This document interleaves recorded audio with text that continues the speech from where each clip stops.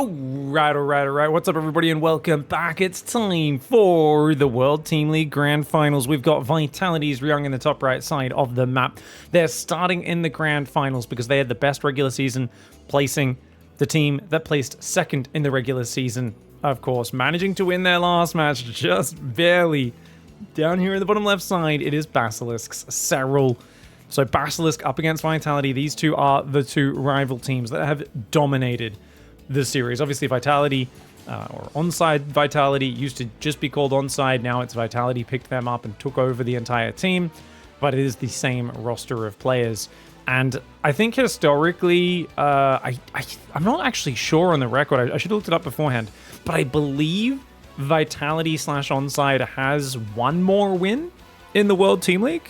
One or two more. I think they've won a few more times than Basilisk. But this season, with Reynor in perfect form, SERRAL in amazing form, with Clem really the only guy that really can beat SERRAL lately that we've seen. I mean, other than Clem, I don't know if we've seen SERRAL really lose many maps at all lately. So, he's actually a really big problem, and sending him out first is kind of a nasty move for them. I think Vitality were definitely hoping Liquid and Clem would take out Basilisk because Ryung has a history of beating Clem, as does MARU. And when you've got two Terrans with really good historic records versus him, that's great. But as it is, how do you take down SERRAL? It's a conundrum. And then the fact that you got to deal with Reynor, whose ZVZ looks unparalleled. So Solar, not a great answer to him. His Zerg versus Terran also looks absolutely next level. Though I do think MARU probably still favored against Reynor, since he can very patiently play those late games. But it's still a very competitive match. So when you've got to beat SERRAL and Reynor, that's where things get hard. What is this? He's hiding the drone. I guess he wants to take a third base out here, but he wants to make sure the drone doesn't get sniped. Decent move. Reaper's going to come in right now. Drones are on position. Did already send 4 Zerglings out here. Oh, SERRAL, what are we doing, mate? Oh my gosh, I thought he was going to lose 2 drones. Didn't get the extractor down. His 4 lings were a little bit slow. I think he thought the Reaper was coming in towards his main base or something. Almost loses a second drone, but does end up protecting it. Ryung here comes in and does start to shoot that creep tumor. Sometimes I get so focused on the best players on each team that I start calling like the other players of the same race by the name of the main player. Like I called Cure Clem a few times the other day as well. And I was like, wait, this is Cure, this isn't Clem. And it's like, no, it's just, this is Team MARU on the right, and this is Team SERRAL Reynor on the left, for sure. Okay, guys, so we've got the third hatchery up top. This is really interesting because normally Zergs go really greedy to the gold on the outside, or they take their third here, and then they go for the 4th base on the gold. But SERRAL is saying, you know what? Screw it. I'm just going to take a completely standard expansion pattern, and I'm not going to give you that easy attack angle, because how many Zerg versus Terrans do we see decided on this map by a push on that 4th base of the Zerg's gold? And if the Zerg defends it, they're usually in a pretty decent spot, and if they don't defend it, then they're dead. Normally you see tanks all around this ledge down here. SERRAL's just going to ignore it. Now, I'm wondering if he takes a 4th up the top, or if he goes for the middle 4th base. I'm not sure which one. Ryung, we're seeing his build order come to light. It's 3cc into Hellion Banshee. How do you take down SERRAL? So far, very standard play. He's got a gold base, so I think that's fine. I think as long as you got your gold base mining, your 3rd base is up pretty fast here as well. I'd say this looks good. I mean, you don't need to do anything special on this map, do you, as the Terran player? Cloak has not started, so there we go. It does start that. I was going to say it looks like he's going to cancel it, or skip it, I should say. But he does end up keeping that going. All right, we've got Queens coming out here. Baneling Nest. Oh, no, Roach Warren, sorry. Ling Speed into Roach Warren. SERRAL going to chuck a rogue style. Question, will he go for a 66 drone 1-1 Roach Nidus? That's been very popular recently. It's not really SERRAL's style. It's something that Dark's been using a lot. It's something that pretty much every other Zerg's been using a lot. But if you start popping Niduses in the back while rushing the front, and you can also harass this side with a single Ravager as well to deny mining on the gold, it becomes really hard for Terran to defend all of that. And because you've already seen Zerglings as the Terran, you're not expecting Roach play at all. 2nd and 3rd barracks into double engineering bay goes down for Ryung. Ryung's 3rd base is up right now as he takes 2 more gases. That's up to 4 gas. Does have the extra gas available, so if he wants, he could take 5 gases on that gold base. Banshee comes in, gets pushed away. Units lost tab, very minimal on both sides. Most of the damage done this game was the single drone sniped at the start of this game and the one Overlord going down to that Marine. Single Evo? Wow, that's interesting, guys. Single Evolution Chamber to start. Now, this is something where Lambo was talking at EWC, the World Cup, about how carapace is so much more important. It's basically always better to just rush your carapace as quickly as possible before getting a second Evo chamber up, because melee or range attacks are never as important. And I totally agree, but I was like, man, that seems hard. And he's like, oh yeah, no, it's super try hard. He's like, I can't be bothered doing it because I'll forget my upgrades too often. Like, and I was like, oh, okay. I'm like, it's good that he's realistic about it, because I'm like, it's one of those things where SERRAL's one of the few players who's, I guess, feels he has enough attention to try and remember that second Evo upgrade in the midst of everything else. You see distraction here. He's spending his money on roaches. Queen's coming forward. That hatchery snipe. Ryung gets it. Nicely done. One Hellion for a hatchery snipe. Big delay on the 4th base. That's really worth it. Now, Ling counterattack comes in. Will grab himself 2 SCVs. And that's worth losing a couple Zerglings for. Not bad. 1-1 upgrades. Mass Roach on the way. So SERRAL is kind of just stuck on 1-1 Mass Roach. Infestation Pet does go down. He can transition. He could start droning his 4th even before it's finished as well. Just get those drones out ahead of time. Ravager morphing on the top side, but the Hellions do find it. Of course, the Ravager armor on the Cocoon is just insane. SERRAL sees the engineering base. He doesn't see all the barracks. We know that it's just 5 barracks. There's a second factory and an armory on the way. I would imagine we're going to see a 4th command center up next. And there we go. 4th command center goes down in front of that 3rd base. Overseer in the back is going to go down as well. SERRAL. Nice positioning to make it annoying. But Ryung's on point right now. Baneling Nest goes down for SERRAL as well. Now, the Baneling Nest for SERRAL tells us he's going to go for a more standard follow-up. He's building drones now for this 4th base. So he's made a massive roaches. If he can deny mining on the gold for a little bit, that'll really help him out. Notice he's pushing his creep aggressively. So the Queens and the Overseer can push back the Banshees. And then he can just bile the SCVs on the gold constantly and be really annoying. But look at this. Ryung playing really active. Get in there. Go, Ryung. Oh my god, there's drones right there. SERRAL has nothing to defend right now. Biles missed the Banshees. The Banshees pull back. SCVs have pulled away. Double drop in the north. This is a great move for Ryung. The Hellions could have got a few drones. They didn't, but at least it pulls them out of position. So these Marines now can counterattack. Ryung with the 2-2 and the combat shields there as well. He's got the second tech lab going down on the second factory. The Marines managed to grab 4 drones. Great response from SERRAL. He pulled away so very quickly. Combat shields ain't here yet. Oh, going for the snipes a bit crazy. It's a bit crazy. They're non-combat shield Marines. Does end up getting it. 15 Marines for a hatchery, 4 drones and a Queen. It's not a terrible play for Ryung. Banshee, one of them does go down. Biles landing on SCVs. Very expensive losses on both sides of the map, but I think SERRAL losing that hatchery is big, but it's so many Marines that he killed. He's instantly replaced. I don't know. I feel like he's okay. He's transferred down here. He will try to get those extra gases up. Lots of Roachling out. More Biles landing on those SCVs, bringing the count up to 8. As 2-2 weapons are on the way. Now, remember, guys, this is only 5 barracks. 4th command center is going to float out. Interestingly, down here. Normally, Terran puts the 4th here so their army can hang out in this area and defend both bases. This is a bizarre decision.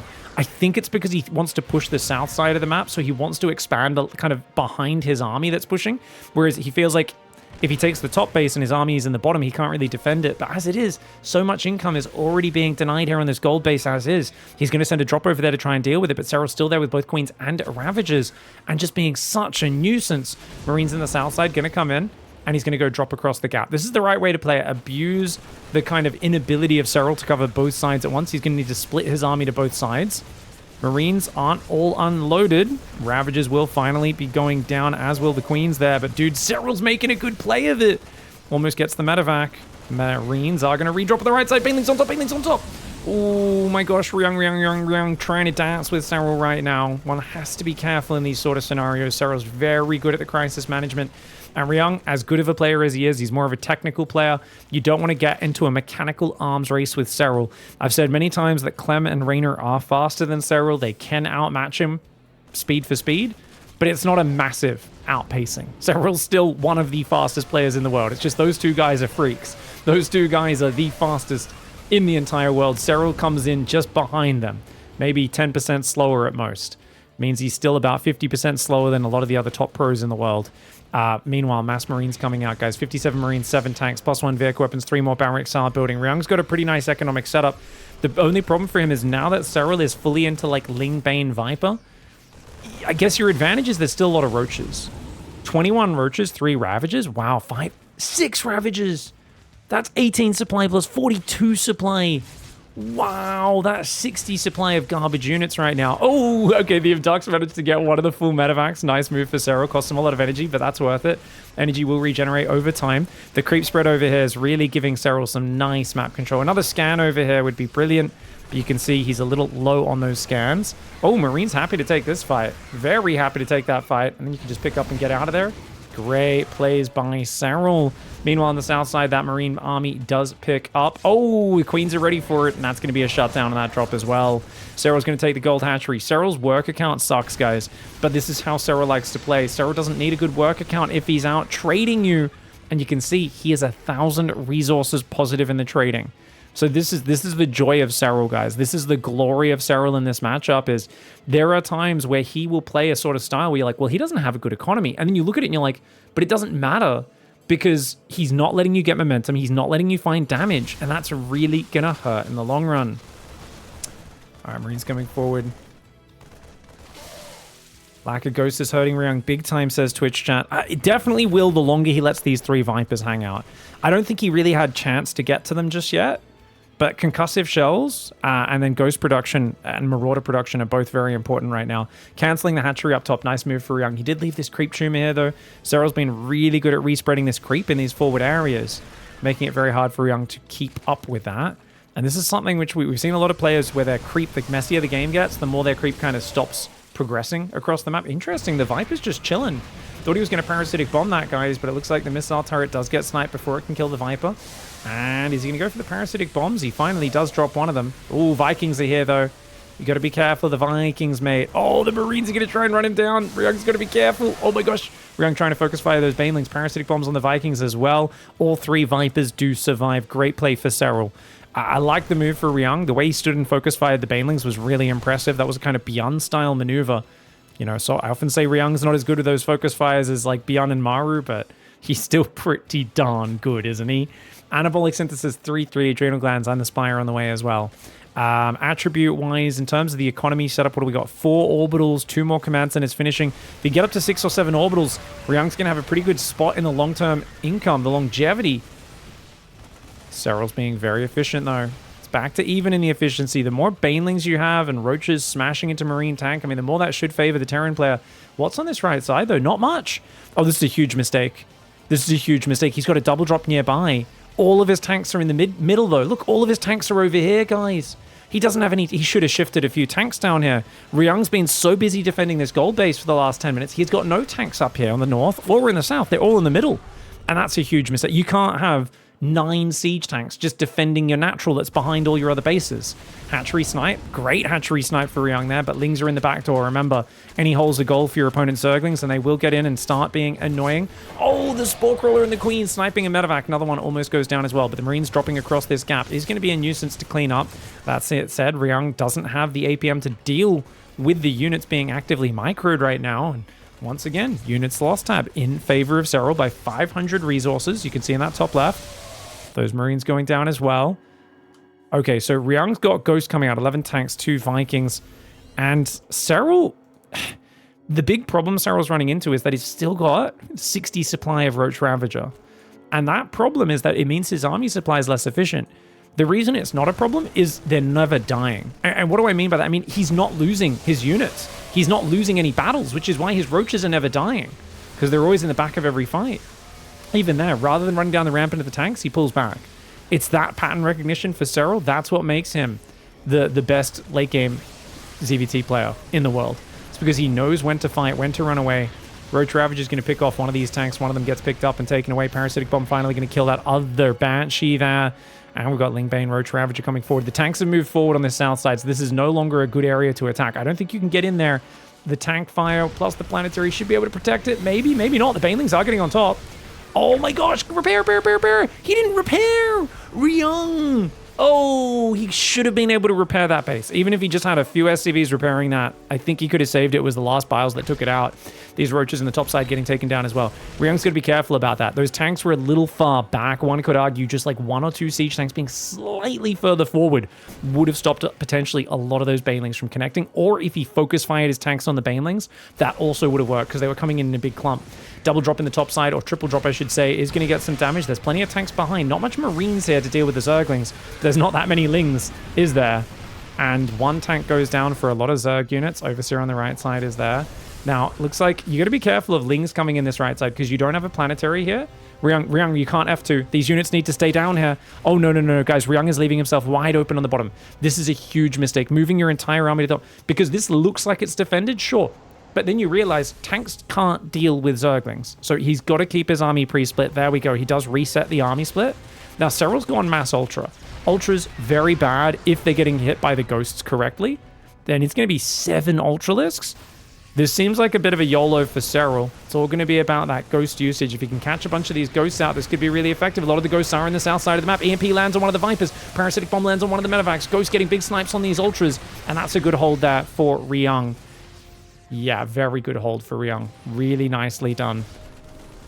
SERRAL remaxing on mostly Zerglings. He only lost 1 Ultralisk in that fight. Yeah, only 1. Does lose this middle hatchery. This hatchery is starting to mine for SERRAL, but this map is very difficult in the late game because you mine out of resources. Now, for those who don't know, remember, it's a first team to 4 points wins. It's 2 maps between each players on the team. If you win both maps, you get a point and you get to stay in. If you guys both get a map each, then obviously you both get eliminated, and you both sides get a point. Massling Bane Ultra coming forward in the middle. We'll explain that format more when the games are a bit more chill, I guess. But essentially, every single map matters quite a lot. Do we have Neuroparasite just yet? No, we do not. The Infestor's waiting for the opportunity to catch him out. Got to be careful here. No turrets on the front, hey. 6 orbitals are up, 7 now with 2 planetaries, 3 more commands on his building, but they are on the front lines. Tanks are covering them. I think Ryung, if he can deny this base here from mining, it should be a solid victory for him in the late game. I say should be because obviously still SERRAL. He's capable of making magic happen, especially once dual spellcasters are out. 1 Pervy Boy Infestor on each side. That one moved in. That tells Ryung, oh, there's burrowed Infestors around. He should be very aware of this, and he should start building a few more turrets, doing a few more scans as well. There's even burrowed banelings on this bottom ramp as well. Going to try and attack in this base is SERRAL. Don't think he's going to find too much unless the Vipers get in range. Oh, Viper's going to abduct the siege tanks. Very nice. Blinding clouds on one of them. Command center going down as well. The command center is going to burn. The command center is going to burn down because he can't repair that while the other units are underneath. The SCV's not going to get there in time. 13 workers and an orbital. Nice snipe there for SERRAL. SERRAL going after these units on the north as well. Marines pulling back into the tank fire. Ryung with some very good micro. Neuroparasite is almost finished. Siege tank siege is up on that left side as well. Ryung starting to siege this far northern base. Maybe he's just given up on denying these southern bases, and that's not a bad way to do it, but he is kind of spread out thin here. It's like a tank and a few Marines. He doesn't have that many units. Those Marines are not getting picked up as nicely as you would expect them to. Ghosts, though, coming in en masse on the right side. And I gotta say, guys, Ryung has been the MVP of Vitality many times and winning these WTL finals and absolutely slaying. And it looks like he really is coming in strong again. A lot of people, you know, there's been times where Clem came in and there wasn't much of an answer. He was beating MARU and stuff, and it was Ryung who beat Clem. It's been Ryung who comes out with some of these big clutch victories at key moments when everyone else counts him out as the weakest player, in quotation marks, on Vitality. Masslings come in on the right side. That's what I was talking about, where you can't have your tanks unsupported. Look at how efficient this is. Zerglings are basically free units at this stage, and getting so many tank snipes very effective. No vehicle armor ready just yet. +1 is on the way. Oh, no. Ryung, you can't be losing orbitals. They're so expensive. It's not just the 550 mineral cost. It's the amount of time it takes to build all those orbitals. That's a big mistake for him, not lifting those orbitals. Okay, guys, so we've got Ravagers coming forward, trying to take out these sensor towers. Nicely done. It's going to take that one out, and then we'll pull back. Tank on the high ground starting to siege this base, but SERRAL's already mined it out a lot, and SERRAL's going to mine right next to Ryung in the meantime. He's realized, hey, if I attack you here, this can go really well. The Vipers are a bit far back, though. Not the best timing on this engagement for SERRAL, and he does end up losing multiple you know, I was going to say multiple Ravagers. One Ravager and a lot of Zerglings. So SERRAL's got to be a bit more clinical in how he fights this. I feel like rotate 90% of your army to the south and engage that. He's also preparing a Broodlord transition, which against 22 siege tanks is a hard counter. Don't get me wrong, Ghosts can snipe Broodlords, but if you've got Infestors with Fungal, or even Ling Bane to jump on top, Ghosts are just not that good versus Broodlords. Thors are amazing versus Broodlords. Vikings, of course, do pretty well versus Broodlords. Ghosts, the reason Ghosts are good is they're good against everything, right? But it's very micro-intensive, and it's very based on the positioning and how you set up the fight. The problem is, when those Broodlings come in, here we go, hold that thought, big attack on the right side, Blinding Clouds landing on 3 of the siege tanks. More Blinding Clouds could go in. There's so many tanks behind this. Gets rid of a bunch of SCVs and some add-ons. SERRAL forces the lift on the base, doesn't really do any crucial damage though, and with his top base being sniped as well, this one's still neck and neck. Units lost tab is now 6,000 resources in favor of Ryung. +2 vehicle plating has started for him as well. Did he get a fusion core this game? Yes, he did, though he doesn't really used it just yet. Oh! Ryung with a big counterattack. No Nidus Worm to evacuate these drones for SERRAL. SERRAL's in trouble.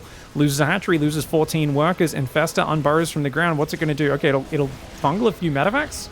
Nothing really that shoots up right now, though, so we can't really do anything about it. 10 Broodlords in the middle of the map. He's going to try and break this northern side. 22... Guys, he rebuilt his siege tanks. I thought losing those 5 siege tanks on the right was really good for Ryung, but he's rebuilt them. I mean, this is so bad for him. He's still building tanks. I mean, this just shows SERRAL has just done such a good job trading with basic ground armies that Ryung is just in panic mass siege tank mode. And because of that, he is not ready for the Broodlord swap. He should have been scanning for this. He should have been looking for this. But SERRAL's just been all over him with the ground army.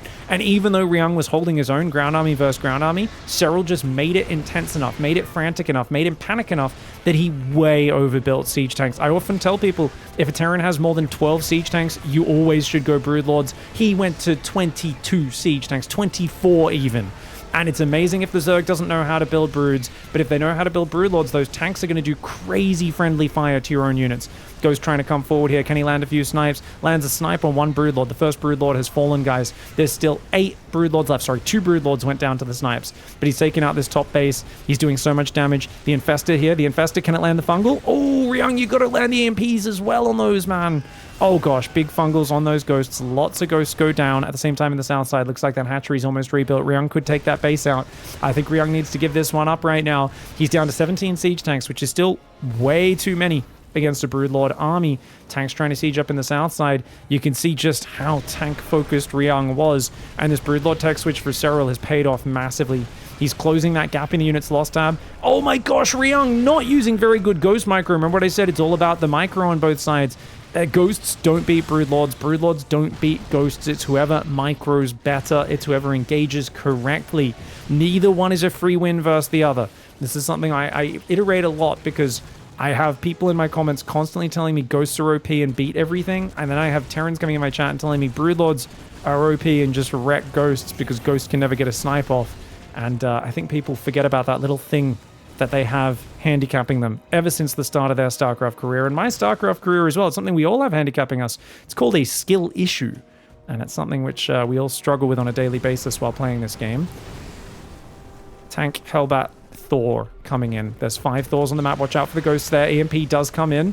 Snipes trying to go down. Nope. 1 Ghost does get taken out. Good EMPs for Ryung, but he's cloaked all of his Ghosts, which means they're losing all their energy. You gotta be careful about that. Another command center goes down, not being lifted. Ooh, and look at that. SERRAL ambushes the southern army, catches a few tanks and Hellbats. Oh, sorry, tanks, Thors, and Hellbats out in the open. SERRAL's now only 2,000 resources behind the units lost, and he's sucking up more resources off these middle bases, which is huge. Thors. Ooh, Thor's not quite in range. The Broodlords cannot stand and fight. They cannot stand and swing with the Thors. Guys, basically, right now, you know, this is like the end of the MMA fight where Ryung's Thors, they're going to try and do the Max Holloway, point at the ground in the middle, and SERRAL needs to not be the Justin Gaethje. He needs to not be like, yeah, let's do that. No, don't. You got ruined by that body kick earlier. Just chill. You've got, I mean, I guess that's a bad analogy because Justin had already lost that fight. But you know what I mean. Don't stand and fight the Thors with the Broodlords. Thors are very good at fighting them head on, but they're immobile, they're chunky units. You rotate around, you pick off everything else, and that's exactly what SERRAL's doing. +2 flyer carapace coming in. Good to see the upgrade progression. Did we get +3 vehicle armor? +2 vehicle armor for Ryung. Never got +3. Planetary in the north is going to get cleared up. Not the most high value target, but there's still 500 gas and a little bit of minerals there as well, so you want to clear those out. We've got 3 more Thors on the way, guys. Chat says Thors are so neuralable. This is one of those things. I have, like, every time I'm playing as the Zerg, I can't neural them. All my infestors die to tanks, EMPs, snipes, or range libs. There's no way I can land if I'm like in neural. It just doesn't work. But when I play Terran, every Thor will get neural parasited every game. And I think this is just the dichotomy of StarCraft, right? Oh, the medevac doesn't quite save those 2 ghosts. Ouch, ouch, ouch. Starport's going to burn down. Is that the only starport? Oh, it is. That could be a problem the longer this game goes. Scan to close that. I mean, you're going to have to seal this northern side, right? Oh, Ultralisk's like, hey, you sent Hellions to deal with counterattacks. Oh my gosh, another orbital goes down without lifting. And this infestor is just chilling, waiting for a moment. Just waiting for a mate. Oh, big fungal! But the Broodlords can't stand and fight. The tanks just killed the Thor, though. It was not the Broodlings that killed that Thor, it was the tank-friendly fire. That's what you got to watch out for here. Alright, Ultra's just cleaned up the Hellions in the north, guys. They're going to go into that production in the main base. Thor, Hellbat, and other units rallied into the main trying to defend this. Thors are very good general-purpose late-game units, but are they going to be able to get it done all on their own? Oh, he's blocking with a Mule. The Mule on hold position is stopping the Ultras from getting past. Unfortunately for him, the Zerglings are going to cause him massive problems. Broodlord's coming forward. Fungal's coming in as well. The Thors, got to be careful. Because, ooh, nice hot pickup for Ryung, saving that red hit point Thor. You're meant to have Vikings with this as well. But with his starport dead, he can't even build Vikings. Normally, you want to have at least enough Vikings to 2-shot a Broodlord, 6 to 10 Vikings. I talked to SERRAL about this many years ago, back in about 2019, 2020, and I was like, dude, what is Terran even meant to do against late game, back when he was unstoppable in late game? And I was like, look, if you were playing in their shoes, what would you do? And we were talking about kind of the composition they would have to have. And, you know, it's SERRAL, so he's always like, well, there's lots of little details, you know, I can't really talk about everything. But at the end of it, he's like, yeah, I mean, definitely you want to have Vikings. I was like, how many? And he said, enough to one-shot a Broodlord. And he's like, if you have enough to one-shot a Broodlord, you can basically, you know, zone out the Broodlords a little bit more with them, move in and out. You just have to be careful not to get caught by the spells. But this is just so powerful. The way he's throwing Fungals means anytime the ghosts come forward, they're in trouble. Even the Thors, they can't really pull back. And look at this. Whenever the Broodlings land, the tanks start friendly firing their own Thors. Dude, the +3 melee Broodlings do pretty decent damage themselves as well, even though that damage is lower these days. Ultras in the main base do get defended by the Thors. Ryung's just been worn down. Ryung was actually playing a fantastic game, but he overcommitted to siege tanks this game, and this is something you've got to be wary of, guys. If your opponent doesn't know how to build Broodlords, you can mass siege tank, and it seems unstoppable. It is so bloody powerful. But this is the exact same problem. I remember a few years ago, Reynor and a few other players were running into the exact same issue as SERRAL wins this game. And it's... Terrans were going mass siege tank. And I remember the reason they were doing this is Zerg players got really stupid. And what I mean by that is I remember talking to Zergs and I was like, guys, you need to play Broodlords. And this was, I think, like Glittering Ashes map pool. And I remember specifically talking to Reynor, I think it was. I want to say Reynor, but I'd heard this from a few different Zergs I talked to. And I was like, guys, what are you doing? You have to make broods. And they were like, Broodlords are garbage. And I said, in general, they're definitely not as good as they once were, because they'd been nerfed a few times. They're like, no, they're really bad now. And I was like, yes, I agree.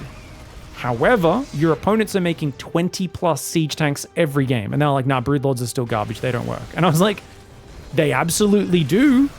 The Broodlord literally turns every siege tank shot into a friendly fire. Like, it's so... I remember having this argument for a long time about this, and then eventually people realize, like, yeah, Broodlord swap is incredibly powerful. And you can see here, this is one of the most extreme examples, but I think this just shows the pressure Ryung was under, dealing with the way SERRAL was attacking him on both sides for solid 15 minutes before this, you know, constantly going. And he just felt like, oh gosh, I need more tanks. Oh gosh, I need more tanks at pretty much every point. And the problem with tanks is you end up with like tanks in the middle, tanks on the right, tanks on the middle left, tanks on the top left, and you end up feeling like you don't have that many siege tanks, but because you've got 5 tanks here, 5 tanks here, 5 tanks here, 5 tanks here, 5 tanks here, you end up on 20 to 25 siege tanks, and that's where you end up being hard counted. I think Even if he was only at 15 siege tanks, we would have seen a very different story. Either way, GG well played. SERRAL does end up trading 6,000 resources more efficient. Ryung played a really good game one, though, on Dynasty. All right, guys. Well, Ryung has lost his life. He's going to be eliminated no matter what. But if he wins this map, he can eliminate SERRAL as well. Now, remember, if SERRAL wins this, they don't go to 2-0. This is going to stay at 1-0. You can only get 1 point in those 2 maps, but you're fighting to try and keep yourself alive as well, right? You're denying them a point. So there's 2 points to be won in those 2 maps, and obviously this is why every map still matters. Sometimes people get very confused by how that works. Keep in mind, if Ryung had 2-0'd, he could have eliminated SERRAL and stayed in to play the next player from Basilisk. Remember, there is a revival available for both sides, and in the rare case it gets to the 4th match, both sides go 1-1. It's an equal score at the end of that. We get an ace match where another single map decides the entire series. The funny thing is, the player you've revived cannot be used in the ace match. So that's something which is why Basilisk is so strong in this format, is because both Reynor, when he's in form, it's like, oh gosh, who are you going to resurrect? You know, you resurrect SERRAL, and then you got Reynor for the ace match, or vice versa. Now, don't get me wrong, Vitality also, there's a reason they're so good, is Solar. It is a very good second option behind MARU usually to be bringing back alive as well. But some of the other teams like Team Liquid, where Clem is just so far ahead of everyone else on his team, do struggle a little bit more with that format. But anyways, that's only if you make it to the final ace match, which is pretty rare to be said. Hey Pig, I'm looking to buy a gaming chair. Do you have any recommendations? Probably don't buy a gaming chair would generally be my rule. I got a sponsored one and I enjoyed it for a while. I then realized after a long time it was like way too narrow. Main thing for a chair, make sure you actually go test one first, and it doesn't have to be a gaming chair. I recently got a very old secondhand Herman Miller, which I went and bought from an old Chinese man who had 800 office chairs in his house. I was like, this guy's running a sick backseat business. But yeah, no, I'm using like an old Herman Miller Aeron now, and compared to the old gaming chair I was using, which was a bit too narrow and just didn't have as much back support and stuff, it does feel a lot better. But I just say go out there and try things, and depending on your budget, remember that most chairs you're going to be paying partially for marketing. If you want to do enough research and look for secondhand things especially, you can find very good chairs that aren't nearly as expensive. There are so many secondhand office chairs and gaming chairs out there because a lot of companies have gone remote and had offices closed down and stuff recently. That can be really, really good. Man, I did not believe he got that. He just got the Creep Tumor, got in, got out, got a Zergling as well. Guys, is Ryung on fire or is Ryung on fire? Ryung's on bloody fire. He also sees the Overlord going in the back, so he's not going to be surprised by that Overlord poking in. He can easily move up, just patrol here with the Marine, which means this Overlord doesn't see anything. He does see the purple gas hatchery is taken. 3 Lings sneaking across the map, but even with a quick Ling speed, I think the Hellions should pop out in time to block that. SERRAL has gone Ling speed. He's got 16 there, 12 there. Oh, going to bounce that Queen away as well. There are good gaming chairs out there and decent gaming chairs. I'd just say that generally they're a little bit pricey for what they get. That's all. I'm not saying they're all terrible for you or anything like that, because they're not. But there definitely are a lot of substandard products that probably are quite bad. And just in general, like, yeah, I would say try it out. And there's probably, yeah, in general, doesn't matter how good your chair is, sitting in a chair for 10 hours a day is not going to be healthy for you either way. Either way, that's the other thing that I'd point out. Yeah, deadlifts are important, guys. Deadlifts or squats and just different things. I'm about to start doing a kind of like very minor leg and lower like hip and adductor and like all the different weird little muscle exercise routine I'm going to start adding in and doing a few times a week, because I just find I sit here so long hunched over at my computer. I'm like, oh, I gotta fix up all these different weird imbalances I've got going on and like tightness in my hips and stuff. All right, guys, Roach Warren's coming in after Ling speed. He's going to take the purple gas up front is SERRAL. Sorry for talking about that other stuff. We'll talk about the games because the games are very interesting. Lair goes down about 430. I don't think this is an all-in for SERRAL, guys. I'm pretty sure he's going to go for at least 66 drones, double Evo chamber. Actually, with this purple gas, he could go double Evo even just after 5 minutes, like 5:10, 5:15, he could go for a very quick 1-1 if he skips roach production. Question is, does he feel safe skipping roaches? He's got 15 lings, 6 queens. I think he should be fine as long as he positions correctly. Hellions coming in this left side. SERRAL, his lings haven't moved to respond. Where are his queens? SERRAL, wake up, mate! Okay. Ooh, he barely gets back there with the lings and the queens to stop those Hellions running in. I mean, I guess on creep, your lings are going to be pretty quick either way to defend. He does build just 3 roaches. I would have panicked and built 6 or 7 there. But there we go. Double Evo goes down at 520. Really nice play for SERRAL. Now, obviously, Ryung has played a standard 3cc. It's Crimson Court, guys. I feel like 8 racks is the play. 8 racks is really hard to stop.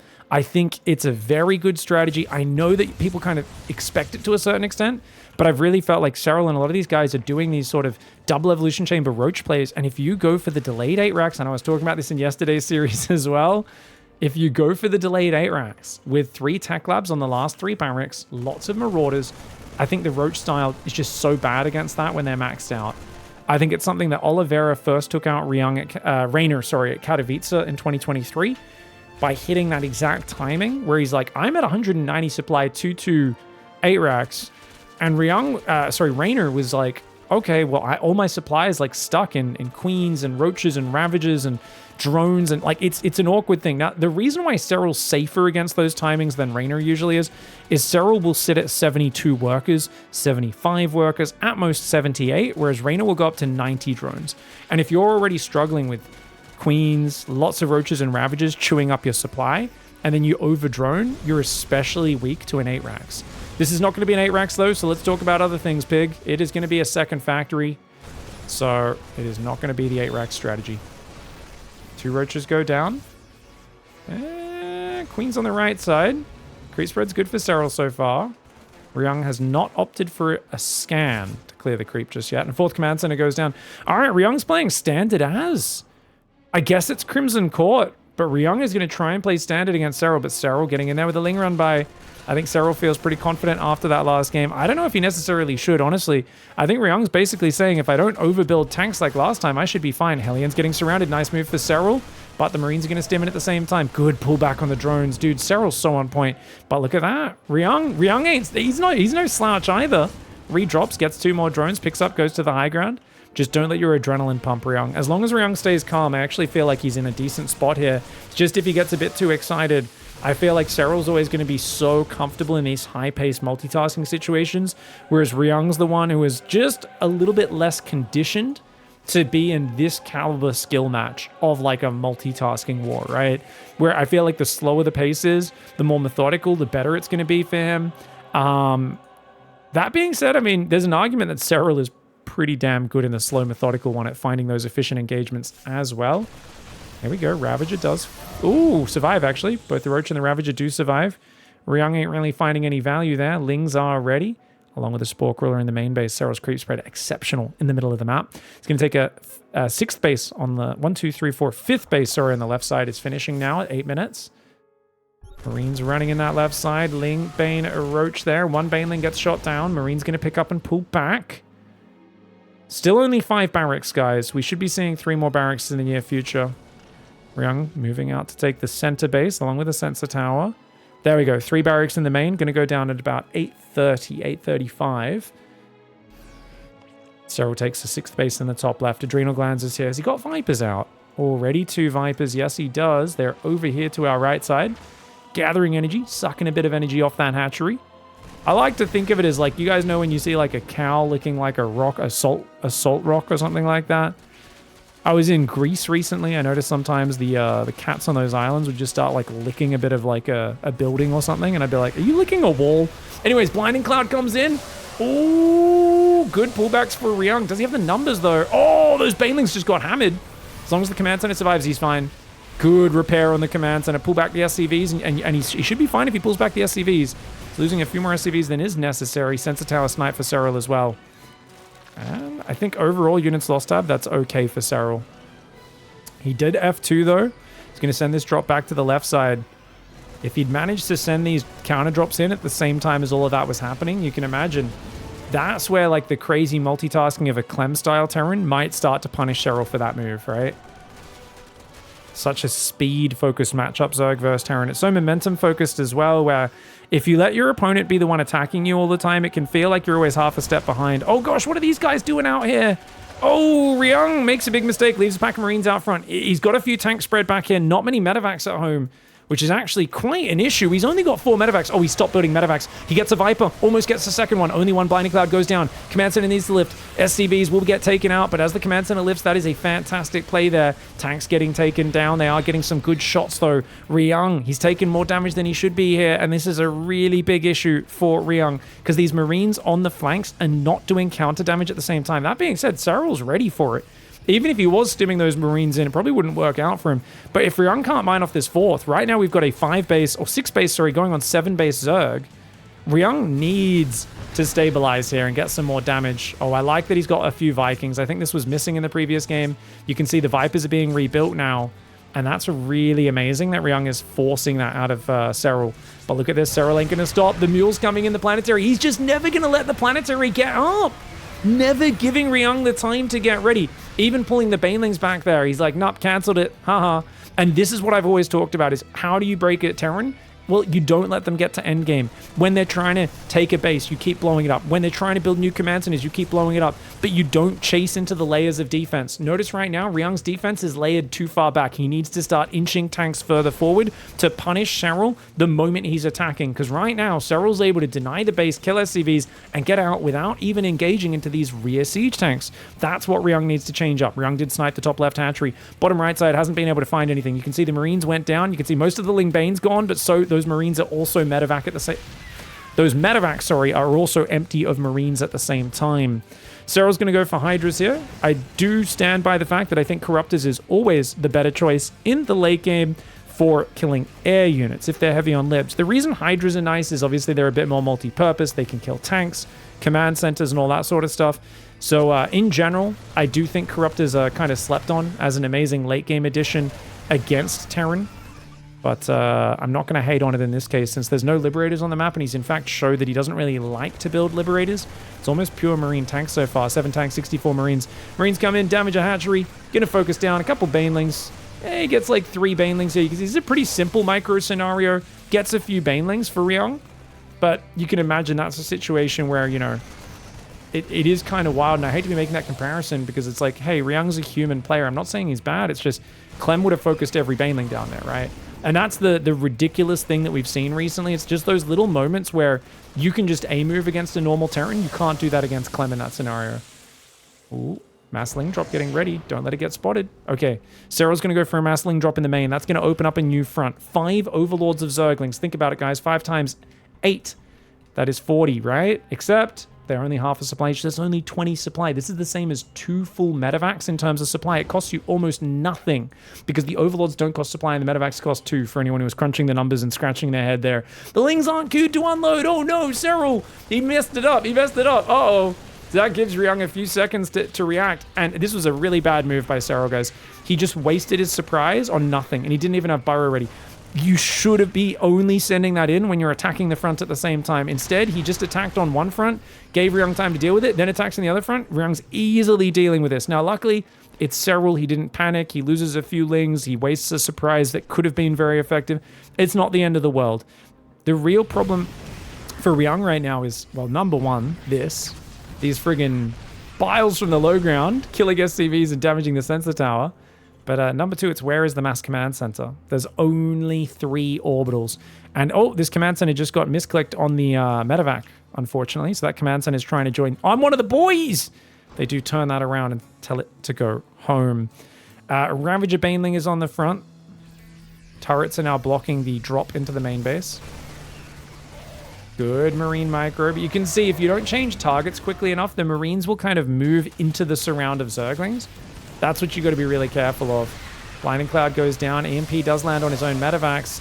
Baneling's starting to roll into the Ghosts. The Ghosts, the Marines trying to stand their ground and fight. The full medevac goes down to the parasitic bomb there. Bile does land on the tank, but it does survive. Command Center barely survives for Ryung, and he only loses 7 workers. 3,000 resource lost advantage. Pretty good there. Look at this. SERRAL just diverts his drop into a slightly different angle. Finds himself a worker line.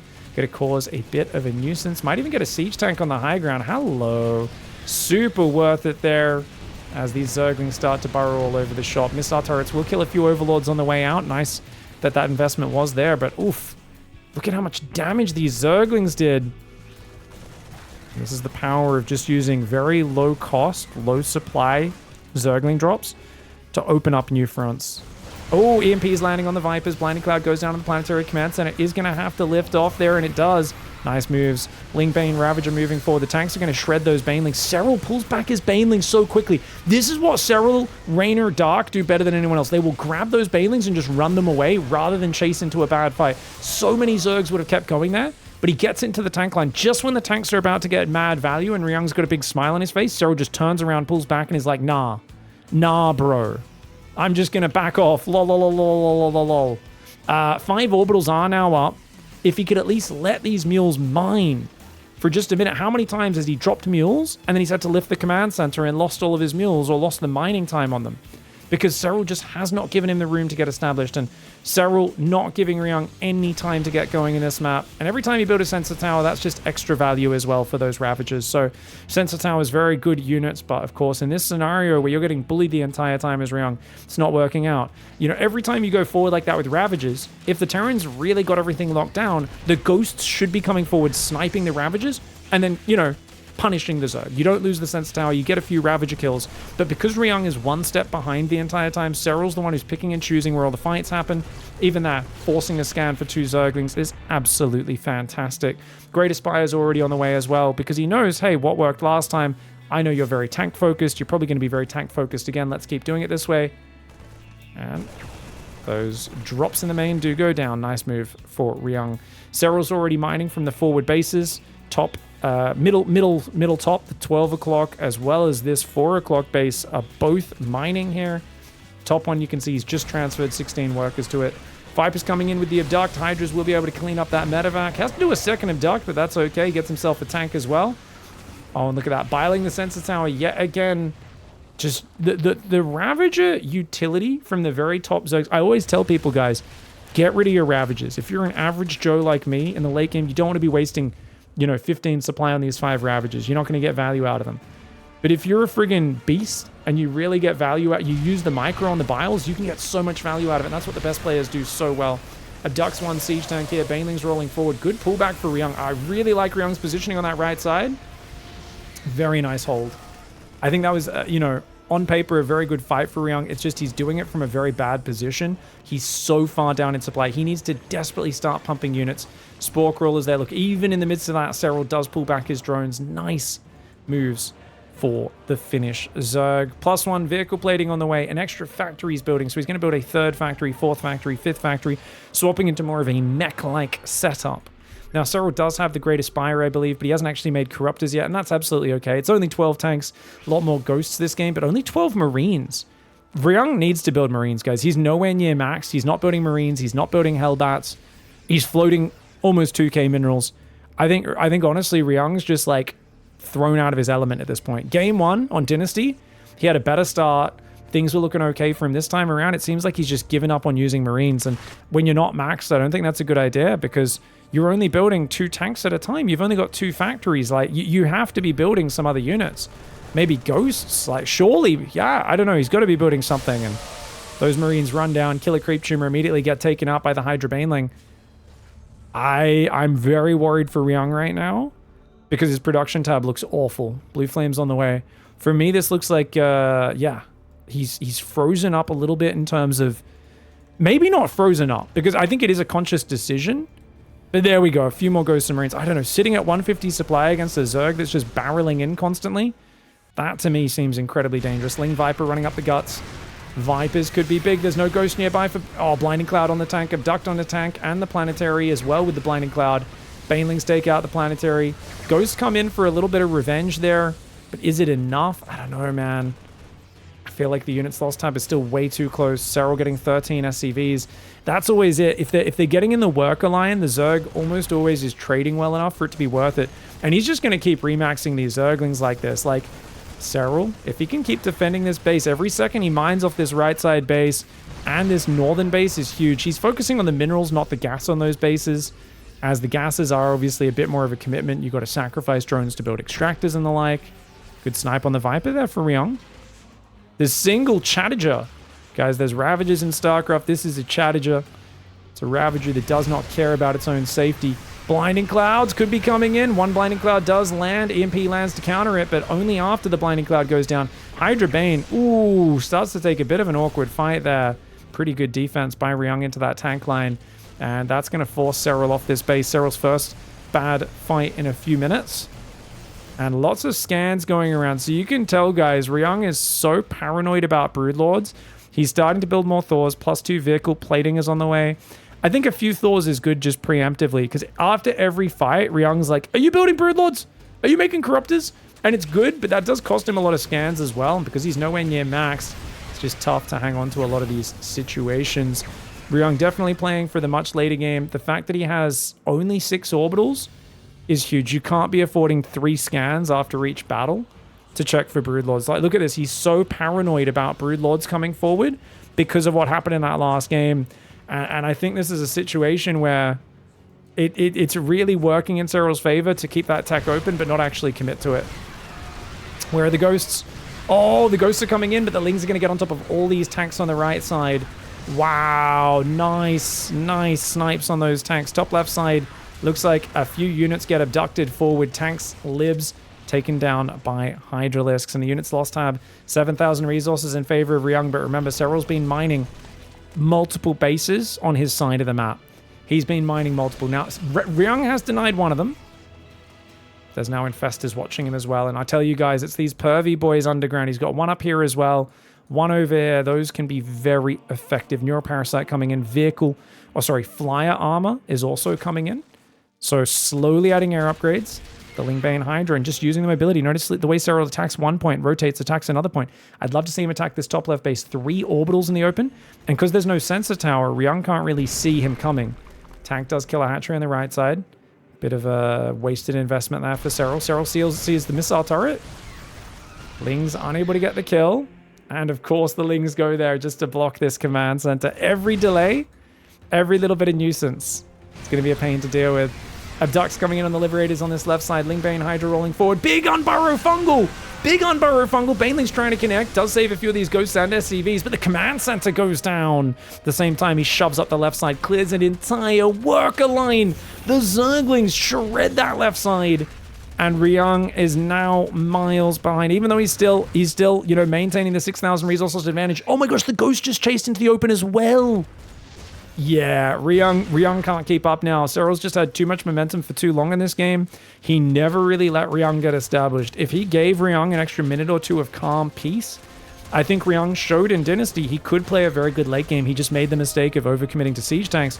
SERRAL never let him get anywhere near to the proper end game setup that Terran wants. Didn't have enough orbitals, didn't have all the upgrades, did not have the right setup, didn't have extra command centers in terms of planetary setup on time, and because of that, SERRAL always had amazing attack angles, even on Burrows and Fungals, some of those units there. The Banes rolling on forward, SERRAL no longer being so cautious with his engagements, he's just throwing the kitchen sink at Ryung, realizing Ryung cannot keep up. Notice, by the way, let's look at SERRAL's queens. 1, 2, 3, 4, 5. Yeah, and Ryung's going to GG. Guys, the reason I was showing you that, GG comes out. SERRAL gets the 2-0, which is not a huge surprise. But look at this. He was injecting pretty damn consistently with these queens. The fact that they're all hugging hatcheries and all those hatcheries are injecting. He's also got 2 macro hatcheries in the main. 1, 2, 3, 4, 5, 6, 7, 8, 9, 10. 10 hatcheries for SERRAL in this game. He lost his 11th one down there. Still injecting with 5 queens the whole time. And that's what you need to do if you were just non-stop throwing remaxes of 100 plus Zerglings at your opponent. Only down 6,000 resources the units lost while mining out multiple bases on your opponent's side of the map and absolutely swarming him. Remember, from the moment his 4th base was trying to get established, SERRAL denied that planetary from morphing like 3 times.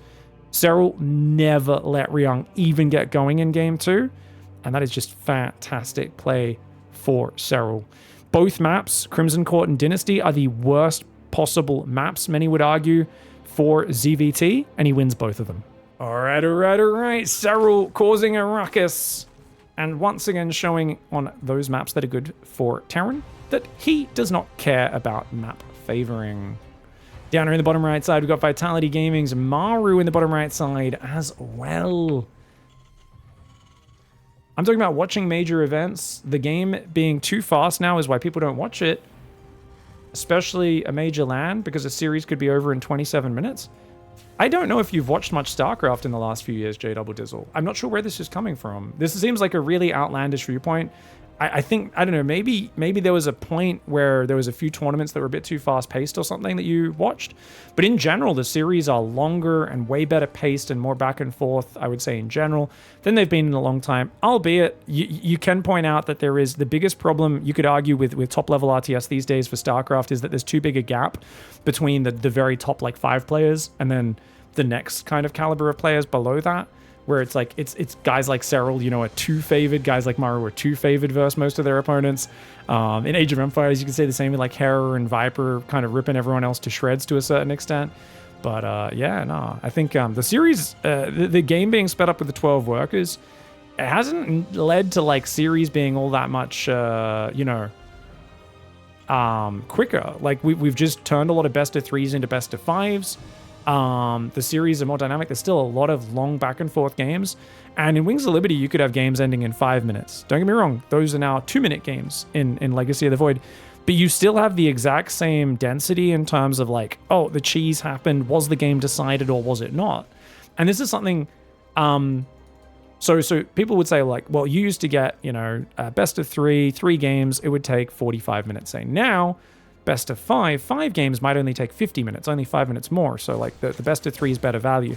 But I think people would argue that the best of 5, you had more interesting back and forth decisions, action-packed fighting in those 5 games than the 3 games.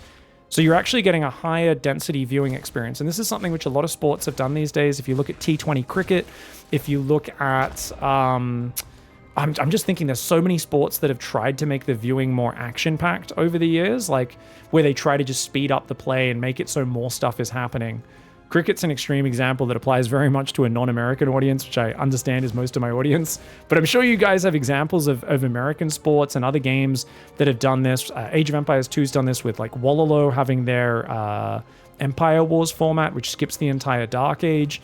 I think skipping the Dark Age would be terrible for your own ladder play because that's such a fun, slow build-up part of the game, in my opinion. But same. I think it does make it way more exciting to watch, especially for the non-hardcore players. But can always discuss that more later after this game. Let's talk about this now, guys. MARU's playing 3CC into Hellion Banshee.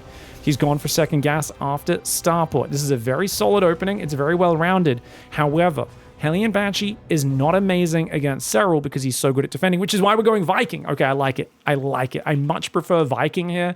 Deny the Overlords. You could potentially go for like a Hellbat timing if you want to, but I like this decision. Now, the one thing we haven't seen from MARU in a long time is mech into Ghost Mech.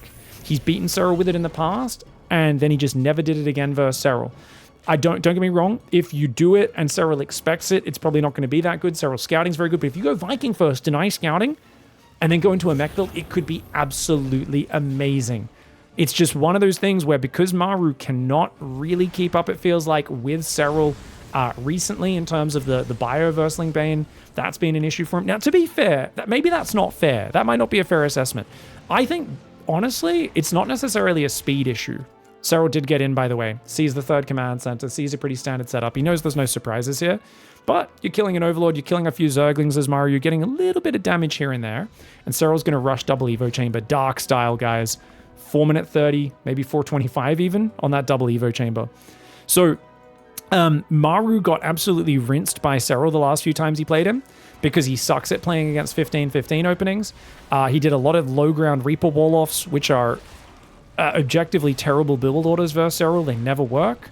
They almost always put you behind. I'm sure you guys could point to a Clem game where he beat SERRAL with it, but it's very rare. And MARU just basically kept doing bad build orders against SERRAL. He kept finding himself massively behind. Oliveira was very critical after Dallas, pointing out that he was trying to play Turtle Macro on Oceanborn, and his fourth command center was starting at like 8 minutes when you could start it at 5 minutes 40. There was a lot of points where Oliveira said, hey, if you want to play macro, you build your fourth command center after 3 barracks. If you want to play 8 racks, do the really sharp 8 racks all in. He could have optimized this by doing this and this. And Oliveira pointed out so many of those little details. Now, this is going to be 5 racks. Very standard play, similar to what Ryung was doing against SERRAL. Not my favorite if you are planning to play late game. but there are definitely some kind of marine tank. Oh, he's going reactor. He's going to play Widowmine. Oh, Maru's going to play Biomine versus SERRAL. And to be fair, Clem made SERRAL look weak to Biomine. But that's Clem. Clem's way faster than Maru. No shade on Maru, guys. Clem has been much faster than Maru for a long time. All right, Banshee sneaks past the Spore. And managing to get quite a few drones. Nice. SERRAL tries to go for a Spore trick, but wasn't quick enough. 4 drones. Gets out with the Banshee. The other Banshee's at home. Oh no, it's coming down the right side. There it is. Gonna sneak in this right side. Exposed workers. SERRAL hasn't noticed it. Hellions distract him on the left side. They scan, clear up a few tumors, and good pullback here for SERRAL. Should only lose 1 drone there. There are 2 overseers on this map. One of them is in the main base though, so it's going to take a little while to get to that north side. If the drones go back too early, the Banshee might find some pickoffs. Banshee comes in the left side, gets itself another 3-4 workers. Very well done, guys. 7 workers in total. Oh, make it 8. And 9. Beautiful play. Now, those aren't game-winning moves. You're still at 74 drones as SERRAL. Banshees are an expensive tech, but the fact that you've kept both alive, you can repair them, use them to defend counterattacks is quite good. Now, 4th Command Center does go down relatively early. It's still not super optimized for late game this play, but that's going to be pretty nice. The problem Maru could run into is if he delays his 2-2 at all, 2-2 for SERRAL is already well underway. So SERRAL has a massive upgrade advantage. And if your armory, which is finished, I mean, okay, you've got your armory on time. As long as you start 2-2 within like 5-10 seconds of 1-1 finishing, it's okay for Maru. If he forgets about those, it's going to give SERRAL a massive window to roll over him with 2-2 or 3-3 upgrades against, double upgrade advantage, essentially. +2 attack starts almost immediately. +2 armor has not started just yet, and that's something he will have to fix up. Now, interestingly, he builds a turret on the right side of the natural. I think that's just because he knows SERRAL likes to Baneling drop. Hive is already almost finished at 8 minutes. Oh my gosh, SERRAL is playing ridiculous. SERRAL's on 78 workers, 5 gases. As soon as that Hive finishes, he's going to make 2 Vipers, Adrenal Glands, and then head to 3-3 upgrades. It's pure Ling Bane. No Hydroden. Nothing else. No other tech. He's just like, no. Once we get Adrenal Glands and we get, Vipers out. Look at that. 8 minutes to Vipers starts. Now Adrenal Glands starts. Damn. SERRAL's going to hit a 2-2 Adrenal Viper bust. Oh my gosh. And he's going to do a mass circling drop down the bottom into the main base as well. There is a Viking watching for it. But dude, this is such a sick build for SERRAL. This is what I'm talking about. Whenever SERRAL played MARU recently, SERRAL came in with really sharp game plans that you could tell were mapped out before the game started. And MARU played kind of generic. MARU this game is playing kind of generic, albeit with a bit more of a focus on macro than what he did last time, where he's a bit more clearly focusing for the late game. He's starting to build 3 Widowmines at a time. The Banshees are getting good little bits of pickoffs. Drone here, drone there. Oh, Marines on the right side do see these Zerglings. Maru! Oh, Maru not watching! They both had vision of each other there for about 5 seconds. SERRAL does react first, though, and runs the Banelings into the Marines, gets a good pickoff. Widowmine gets a juicy shot. 5th Command Center's on the way for Maru. He's building it out front. Very dangerous building Command Centers out front like this, but it can pay off if you get away with it. 6th Command Center goes down as well. 2-2 upgrades are not... Oh, +2 armor so late for Maru. Dude, these Adrenal 2-2 Zerglings and Banes are going to be so good. And look, he's got 2 Vipers.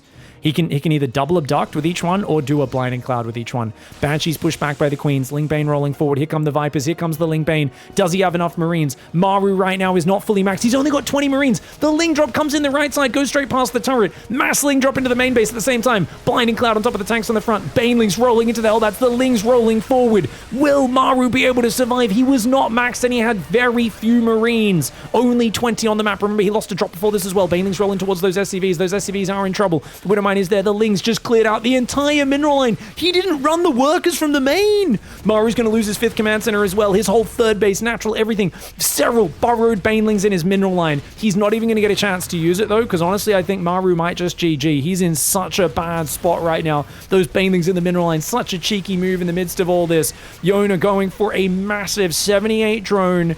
I guess now 82 drones, but still. Oh, big Widowmine hit. A massive Ling Bane 2-2 Adrenal Gland timing. The lack of +2 armor definitely hurting MARU there. He's going to pull back now as SERRAL. He's thinking about making more Banes before he goes in again. The Viking here, having his shooting gallery of Overlords, will eventually get some value. But the units lost tab tells us this is so good for SERRAL. Trading 2,000 resources more efficiently. That might be worth. I'd take it. I'd take it, guys. I would kill those 4 mules. Yeah. SERRAL unburrows, gets 4 mules with the 2 banelings. There are Zerglings burrowed in the main and the natural right now. Widowmine's going to friendly fire a little bit. Zerglings in the main. Gonna stay burrowed for the moment. He's spreading these out to make it hard to get them both with a single scan. I think a well-played scan should get both, but no, he misses it. Oh, MARU's struggling right now. 82 worker Zerg. 180 supply. It was not a cheap attack, but it definitely paid off. 2 Vipers have gathered a bit more energy. Tons more Ling Bane here, and now with the Hydra Tech coming in as well. Not to mention 3/3's going to be finished soon. He could wait for that. And look at this, a little burrowed Zergling. He sees the army moving out. Dude, he's so good. And he's gonna load up another Zergling drop. And did he just rotate? Look, he rotates the weak Overlord to be at the back so it doesn't get shot down automatically. Oh, the Widowmine, watch out! Okay, he split the Banelings off. How did he split those Banelings off? I don't know, guys. He's a wizard, I guess. Parasitic Bomb could take out that Reddit point medevac. He does throw it on it. That full medevac will go down, so he's forced to unload on the low ground. And there we go. Looks like these drops going in. He's going to drop all 3 of them in the natural. Ling's unburrowing in the main at the same time. This is so hard for MARU to deal with right now. SERRAL with an incredibly pointed build order once again. And MARU, has he played a little bit too generic in this map again? It feels like maybe he has. SERRAL has been coming out with special build orders, busts, massive overwhelming timings, and MARU just did not finish maxing out on Marines. It's been a weakness of his. He did this against Dark a while back where he sat on 160 supply for a while and Dark just killed him with a massive Ling Bane. I think only 20 Marines and losing those medevac, the medevac up top was a big problem. SERRAL smashes this game. I need to go back a little bit and I need to check MARU's production leading into the bust. So if we look at the production tab, notice there's no Marines building. And this is what I wanted to check in the replay, guys. It's okay to power a little bit and build extra command centers and factories and stuff, but notice how, like, you've got 5 barracks. You can build 9 Marines at a time. He instead is trying to play like to 8 racks, but he's not even building out of his first 5 barracks, right? So MARU was missing a lot of Marine production this game in favor of building more sensor towers, getting a missile turret. He's definitely taking his time. And then losing these 16 Marines up here as well is obviously really bad. But look at his production tab. There's still, yeah, I mean, don't get me wrong, he's spending his money well. So he doesn't, it's not like he's floating money, but he's really not prioritizing Marines. So losing those 16 Marines there, and then he's got these 3 tech labs coming up. The problem he's going to have is he doesn't have enough anti-Zergling in his army, and he's essentially playing against a mass Zergling all in.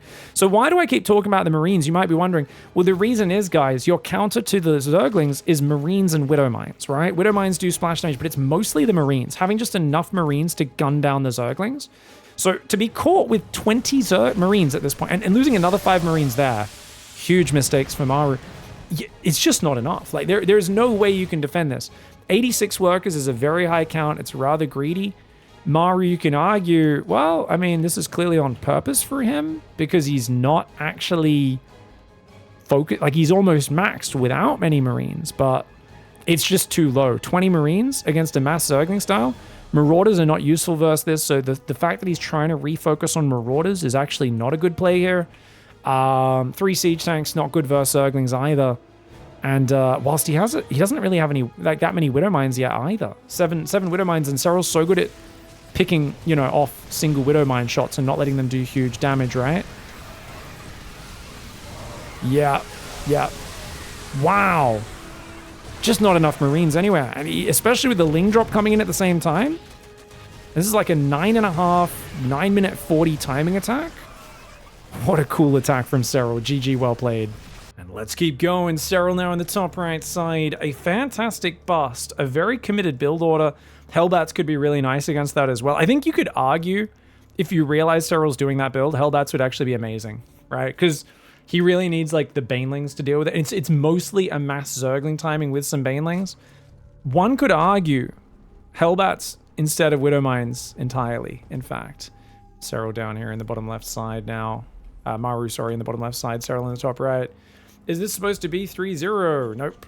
Good chance for us to talk about the rules once again, guys. There's only 1 point for each team available in each 2-game series. So remember, SERRAL 2-0'd Ryung. The first game got him a point. The second game allowed him to preserve his point. Now, I'm not sure if I had the scoreboard correct in that last game. Maybe I'd accidentally put it on 2-0. If so, that was my bad. No, that first game against MARU just secured another point. Now, MARU is going to be eliminated after this game no matter what.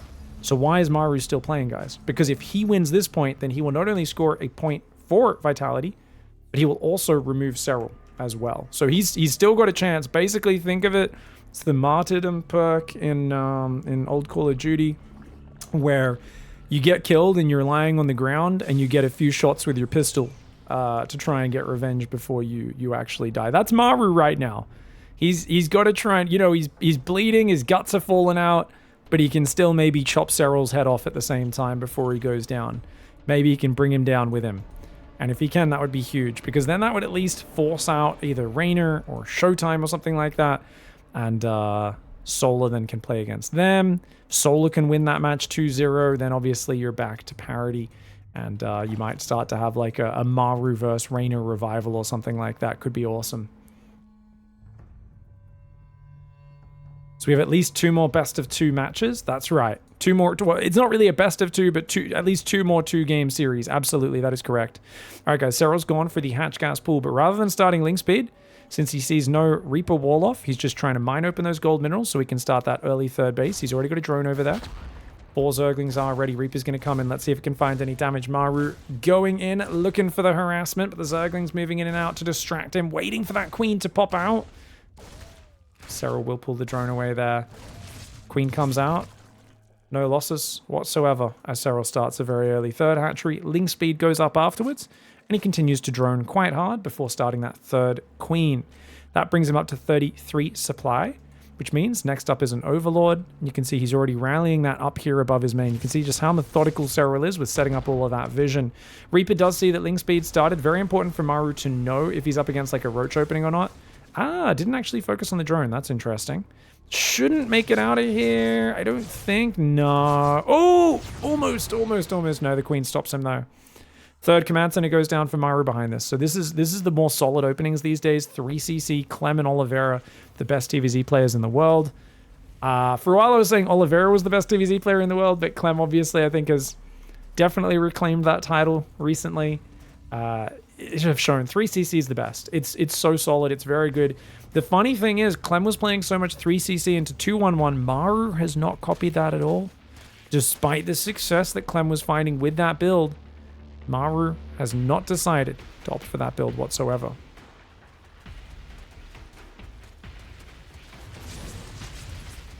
All right, Hellion's pulling back right now. So we got 16-3, 16 there, and the drone's all rallying out to the third now. SERRAL has... Does he have... He skipped the creep tumor in his main base. That's interesting, guys. I think he's just really prioritizing getting it out on the front, realizing he can always fill that in later. And that's fair enough. It's just normally you do want to get tumors out to the edge up here so that you can see drops coming and really cover every single part of your main, but a big prioritization on the forward creep makes a lot of sense on Crimson Court, a map where center control is everything. And those pushes come so hard and fast from the Terran. That's a very early lair. Are you playing Mutalisk, SERRAL? No, because he hasn't... You would take a second gas the moment you take the lair if you were thinking about doing that. Unless you take the second and third gas just a little later. It seems like it's too late, though, to start a Spire. Birchhorn? Baneling Nest. Okay, Baneling Nest goes down. Could just be a very fast Baneling speed. It also gives him, of course, the Overseer to counter the... Oh, it's just for the fast Overseer, that's all. Never mind. Just to make sure he can have an Overseer the moment the first Banshee flies in with Cloak. This also allows you to skip spores. Now, he's going to build 2 spores anyway, one in the main, one in the third, but he'll skip the spore in the natural to save money. Very cool. Ooh, good spore trick there to flex the first Banshee. Going up to 3 barracks. 5 barracks double engineering, but it is a Spire! It is a Spire, guys! Spire goes down in the natural.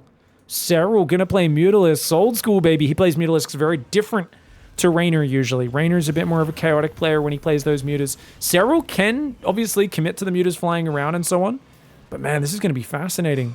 Dark actually almost beat MARU with Mutalisks on this map, wasn't it? In Dallas? I think it was. Yeah, it was like a pretty close game. MARU just barely managed to hold on to the center with a big push, and then was able to roll through him after that. Banshees clear that left side creep. They have to fall back, though. He's going to get a few active tumors. Nice split fire on those last ones as he does pull back.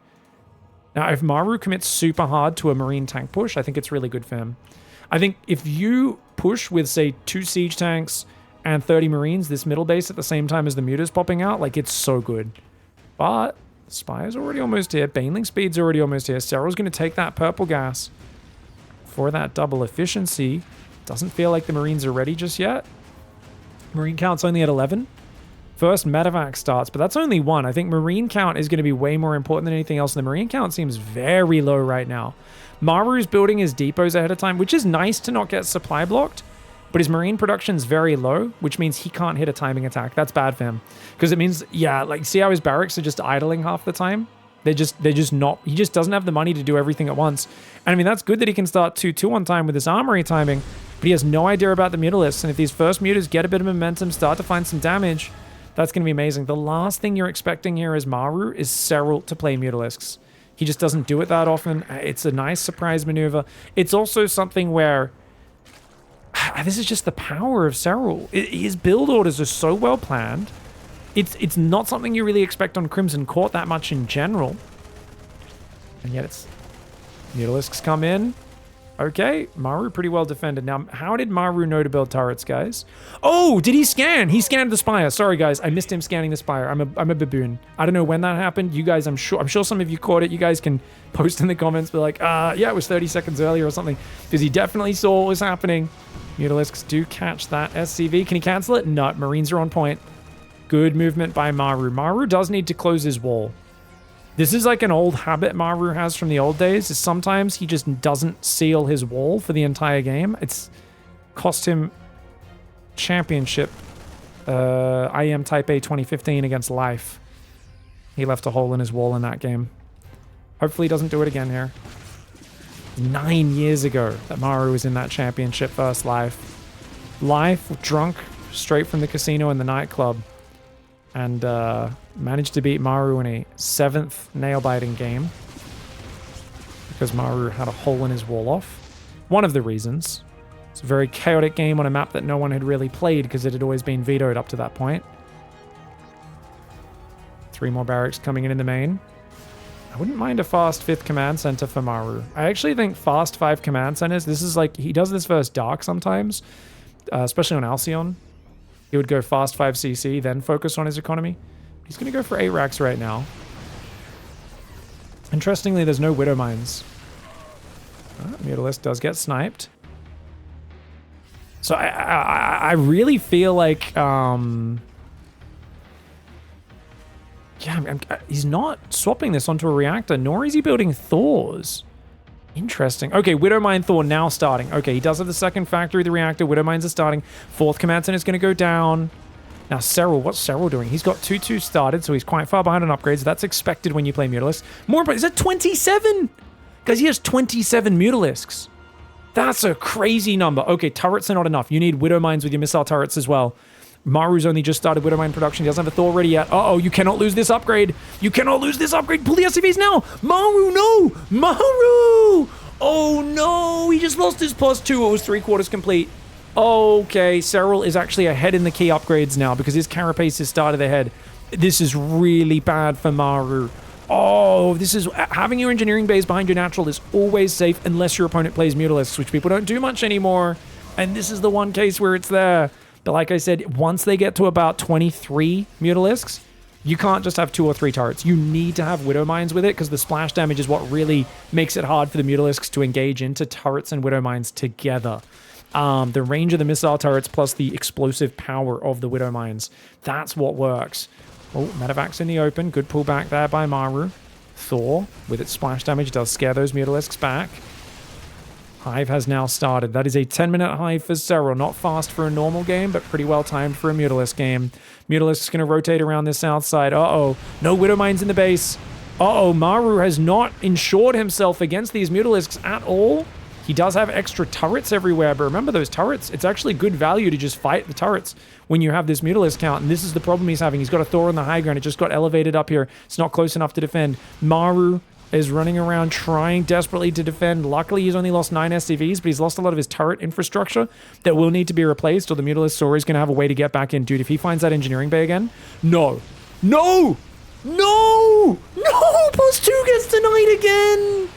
Oh, no. And the Mutalisks all get damaged, but they don't actually die. No. SERRAL realized he'd already spotted the first Evo Chambers engineering base, so he knew that that was the rebuilt one, and he knew that he could delay that upgrade even longer. He didn't know which upgrade it was, but he should know now, since he can see that the Marines are 1-2 upgrades, taking out so many units. This heavy wave of Mutalisks is huge. Oh, Widowmine does land. And that one he should be able to take out. Notice he clumps up. As long as you're clumped up enough, you can run in, target the Widowmine immediately, and get it before it fires. 2 siege tanks picked off as well. The reactor does look juicy, but he doesn't want to stand and fight with those Marines. Even though there are only 1-2 Marines, he's got +2 mutas. He can fight them to if he has like similar numbers of units. Mass Baneling ready, 64 Banelings, 40 Zerglings. Adrenal Glands has not been upgraded. That's one small mistake that SERRAL's making, because he's got things like, he's got like Burrow, 3-3 flyer carapace. He definitely should be making Adrenal. He probably thinks he made it, but didn't quite have the gas at the time. 25 Mutalisks, Massling, Bane. Maru's just in a bad spot. He's got a 4th command center over here, or a 5th command center, I should say, making into a planetary, but he doesn't have any extra orbitals. Muta's going to find that base. There are Marines nearby, though. Marines can defend. Mutalisk just going to chill. Marines partially stim to chase after it. Oh, SERRAL's opened up the back door. And those Lings and Banes are going to roll in. Wouldn't mind him just blowing the Banelings up on the depots, to be fair. Feels like SERRAL has the whole map. Any trade's going to be a pretty decent trade for him right now, because Maru's the one struggling to get a 5th base up. Those Marines pinned on the left side, just defending the Mutalisks. Massling Bane wants to roll in the middle. There's nothing covering here. There's nothing covering here, guys. He's got 1 Thor and a planetary. The Banelings can just click on the planetary, get in, get out. Why not? Ling Bane hits the south side once again. MARU reeling right now. SERRAL's not giving him any room to get ready. The Thor goes down. Medevac too slow to get in there to boost and pick it up. Sensor tower as well. And SERRAL is absolutely tooling MARU right now. He is playing with him. And it's just because of the fact that MARU didn't get the extra Widowmines set up across those bases, and that's something you have to do. Clem showed us how you need those Widowmines scattered with your missile turrets against Mutalisk play. There hasn't been much high-level Mutalisk play recently, though. When Dark tries to do it, MARU usually kills him before he gets there. And that means that MARU doesn't have that much practice playing the macro game against the guy who's already got the mass mutas out. Good catch for MARU, though. Finally gets some value there, but he just lost his armory, and his +2 infantry weapons is finally about to finish, but +3 carapace is already almost done for the Zerg. A Zerg with Mutalisk control and an upgrade advantage is a fearsome thing to behold. Once again, another base left sticking out there, and MARU, he's just getting way too pulled around, and this is what I said. You need to leave a few Widowmines and a lot of missile turrets, but because he lost the missile turrets, he hasn't really had the time to rebuild them or the attention. He should have like 4 missile turrets, 2 Widowmines there. 4 missile turrets, 2 Widowmines here. 4 missile turrets, 2 Widowmines here. If he has that, the Mutalisks can't be coming in from the edges as easily. But right now, the Mutalisks can pick and choose where and when they want to fight. And it's such an easy decision for SERRAL to just say, I'll just pull you apart. Oh, poke in here. Look, your turrets aren't finished rebuilding. And MARU's trying to push the center right now. He is not resetting on the defense. His only path to victory in this game is turtling. He should not be trying to attack right now. I mean, SERRAL going for another counterattack is about as predictable as it gets, yet MARU he's F2ing his army back and forth. The Thor comes out, it's going to die. There's another Thor and some Marines trying to drop in here, which honestly, the Mutalisks could just engage this if they wanted to. He gets the barracks, he gets 15 more workers. Banelings on the front, happily engaging MARU. MARU's trying to burrow, trying to set up, but F2ing your army to the front, easier said than done. And the Banelings, they don't trade amazingly, but it's going to be good enough. Why? Because SERRAL's immediately rebuilding 60 Zerglings, abandoning that middle base, and he's buying himself time in the center of the map. The Mutas go back in on the front. The command center is going to go down. That is huge if they can get that command center, and they do take out the 3rd base of MARU. MARU's Marauders are spread up front. The Lings could easily spread onto these tanks. As long as you spread a little bit versus the Widowmines only get 3 or 4 Zerglings. Nothing to write home about. Remember, Widowmines are only effective against Zerg if you have them supporting masses of bio. It's the bio forcing the Zerg to clump up and go in all together and gunning down those front-running Zerglings that allows the Widowmines to be effective. Widowmines are not effective if your Marines are always elsewhere chasing after Mutilisks. The Banelings once again going to blow up a planetary, and this is just free damage. SERRAL's got 10k minerals, 3k gas in the bank. MARU's broke at 150 supply, and SERRAL similar. I did not expect him to do this to MARU the way he did it to Ryung, but he's just not letting MARU play StarCraft. And this is something I've been saying for a long time about SERRAL. People have said, oh, you know, why is Clem not able to beat SERRAL? Why is, like, Clem so overrated? Blah, blah, blah. And I was like, guys, SERRAL doesn't let Clem play StarCraft. For the last 3 years of their play, there are a few times Clem's beat SERRAL, and a lot of times SERRAL beat Clem. And you know how? Because SERRAL has clever, dirty build orders. He finds amazing timings, and that's exactly what he's displaying here against Vitality. It's, I know how to not let you even get to the point where you want to be in the game, and that is what SERRAL is an absolute masterclass of doing. Beautiful play by SERRAL, and it all comes down to that first Mutalisk wave coming in, getting the turrets, getting the upgrade, and then going around and just clearing up all the static. MARU could have stabilized from there, but he needed to just turtle, spread his units, rebuild turrets, spread Widow Mines, and because he never invested in the Widow Mines supporting the turrets, he was not able to defend. All right, guys, SERRAL in the top right side of the map, up to 0, eliminating Ryung and eliminating MARU. This is a real problem, dude. He's coming out with tight build orders, crisp attacks, sneaky Mutalisks, and now Solar is forced to come out. Their last player before they revive. They've only got 2 lives left. Solar's going to have 2 chances to take down SERRAL. Oh, man, what a hard match this is for Vitality. It's kind of crazy because Vitality's had such a good season, but it feels like the World Team League Finals here, timing out to be just after the World Championship. It's actually kind of bad for Vitality, and it's really good for Basilisk and Team Liquid. So it feels like these two teams have both just peaked right before and into the World Championship. And Vitality, whilst those players are still incredibly top tier, it feels like, you know, you've got kind of the guys like Solar needs to punch up right now. Ryung's playing excellent. Solar's played pretty good recently, though he didn't have the most amazing World Championship. But MARU definitely has just been on struggle street against SERRAL. That's another 0-2 to SERRAL. I don't know if anyone has the stats, but what is the recent record of MARU versus Solar? Can someone run those numbers for me? Jamie, look that one up. Because I feel like it's like 0-15 over the last bunch of times they've played now, MARU and SERRAL. Include online play. Let's include everything. Online, offline. I don't think they really ever play online. But, you know. When was the last time MARU took a map off SERRAL? Oh, we got a fire alarm test in my building, guys. Good to be home. Just have a friggin' speaker at 400 decibels in my roof just go, this is a fire alarm test! Thankfully, my mic is optimized to only really hear my voice and stuff right next to it, so hopefully you don't hear it too loud, guys, but apologies for that. This every month they do this. My favorite is when I'm sleeping, and I go, wow, 9 a.m., really, guys? I'm having a bit of a sleep-in. Might be some Mutalisks on the roof, guys. All right, so far, very standard opening so far. Chat says it's 15-1 recently. SERRAL against MARU. Wow. Pretty one-sided. Solar on the other side, on the other hand, I know he beat SERRAL in 2 big tournaments last year. And since then, SERRAL dismantled him a bunch of times online. I don't know if they've played at LAN in a long time, though. I know that the last few times they played was very, very SERRAL favored. But you got to remember, Solar caught him off with a bunch of cheeky all-ins at like Gamers 8 and that sort of stuff last year. Both sides going for the purple gas base up the middle. Wow. This map, Crimson Court ZVZ, is a bit wild, isn't it?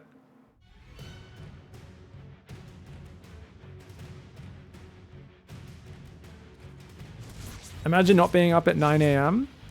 I mean, I normally get up at about 6, sometimes 5, but there's, you know, it's kind of rough, guys, when you are in Australia and if you're casting an online tournament that finishes at 6 a.m. your time.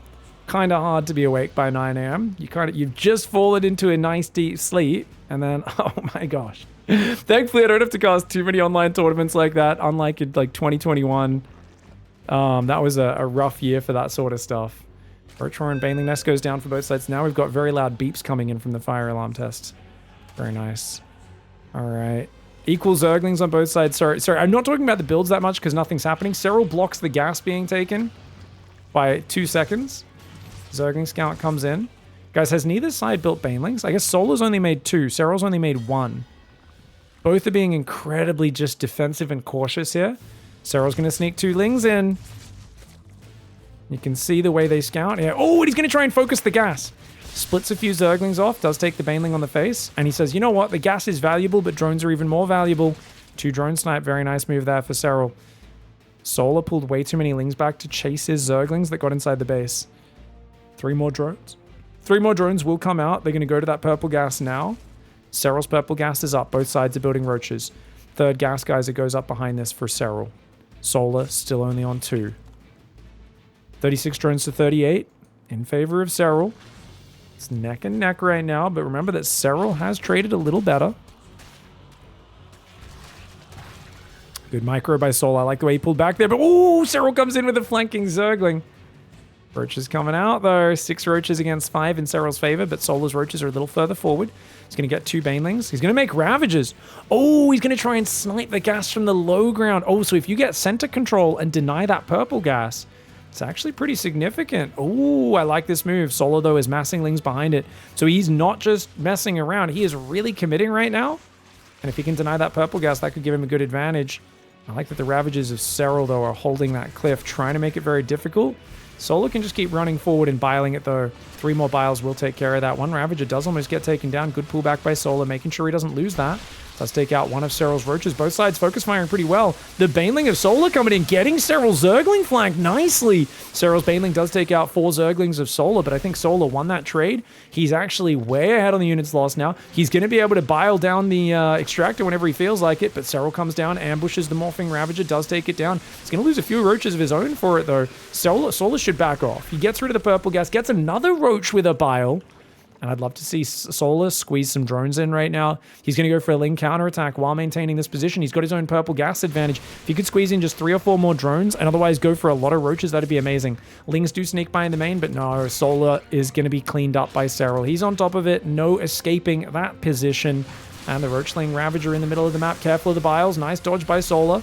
You can take out the other guy's Overlords at this point. With 4 Ravagers, the Overlords are actually the most vulnerable targets. SERRAL is down in workers right now, guys.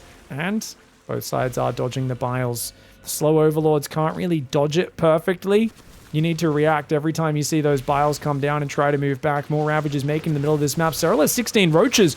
Solar trying to make so many Ravages, but he's actually low on roaches right now. And he's caught trying to morph. Oh gosh, he's taking a few big biles to the face. Solar, you got to chill out here. Solar's so heavy on the Ravages. He needs more roaches. He needs more meat. He doesn't have any Banelings guarding against the Zerglings. His Ravages getting caught by the Ling Roach. The massive basic units of SERRAL doing great damage at the same time. Ling run by does get in. It's going to find some good damage. But Solar needs to get his Ravages out. He just lost like 7 Ravages. He gets 2 Ravages with biles though. He does kill a bunch of SERRAL's Ravages as well. More roaches coming in for both sides. Right now, it does feel like the Lings all got cleaned up on the other side. SERRAL somehow didn't lose any drones. I do not know how, but he did not lose any drones behind that, and SERRAL wins that game and does get yet another point for Basilisk.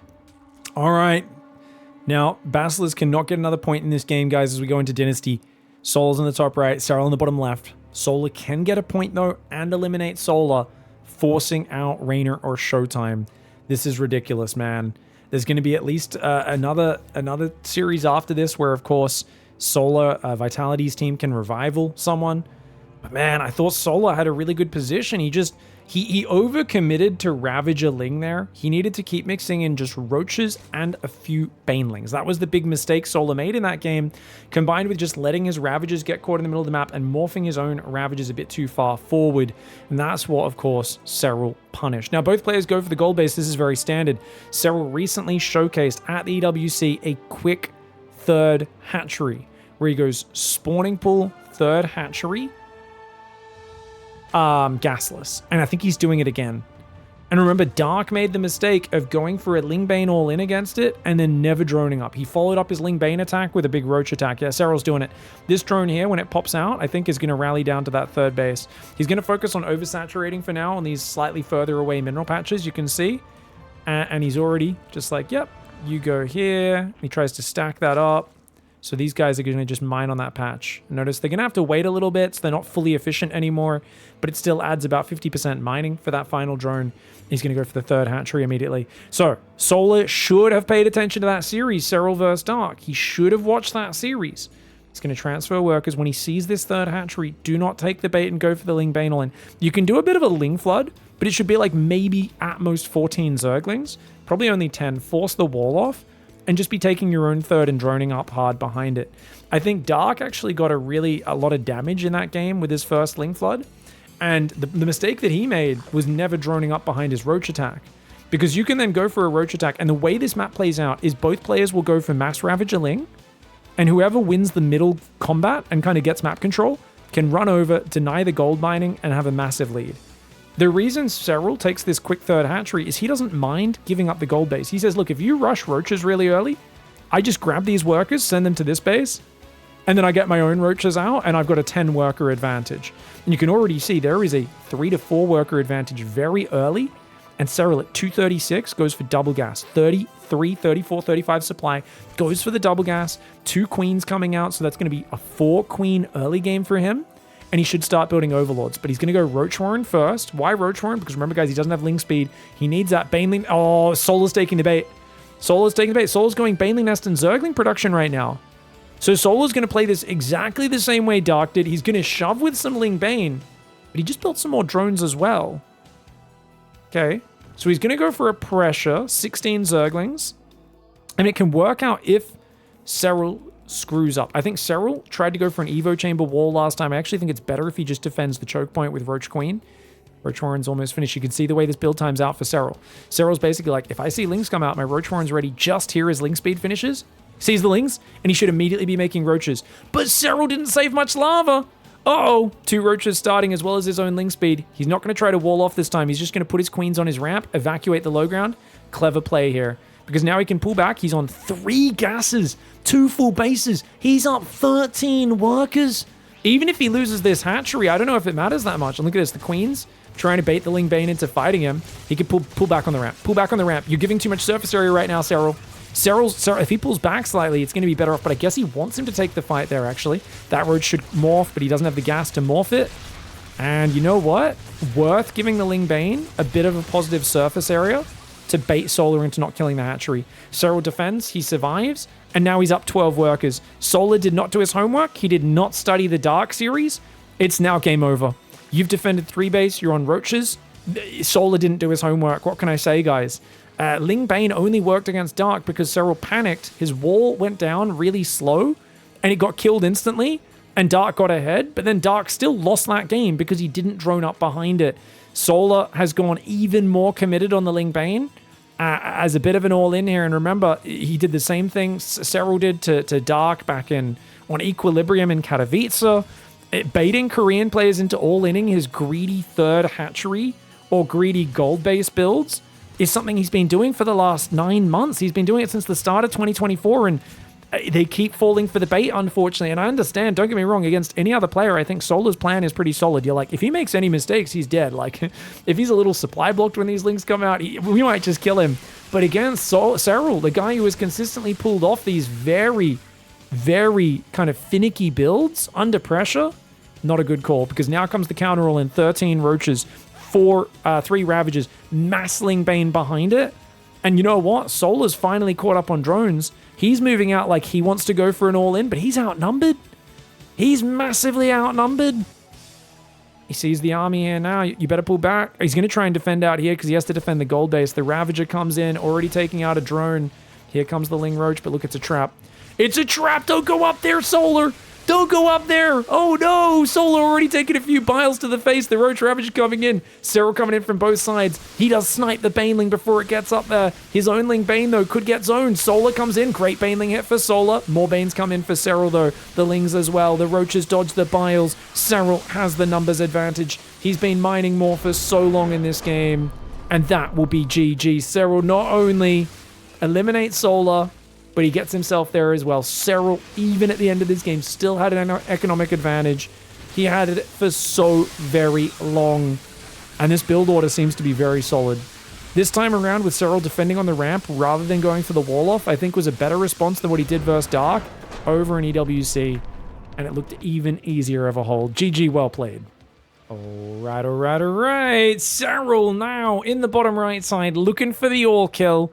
And remember, he only needs a single map.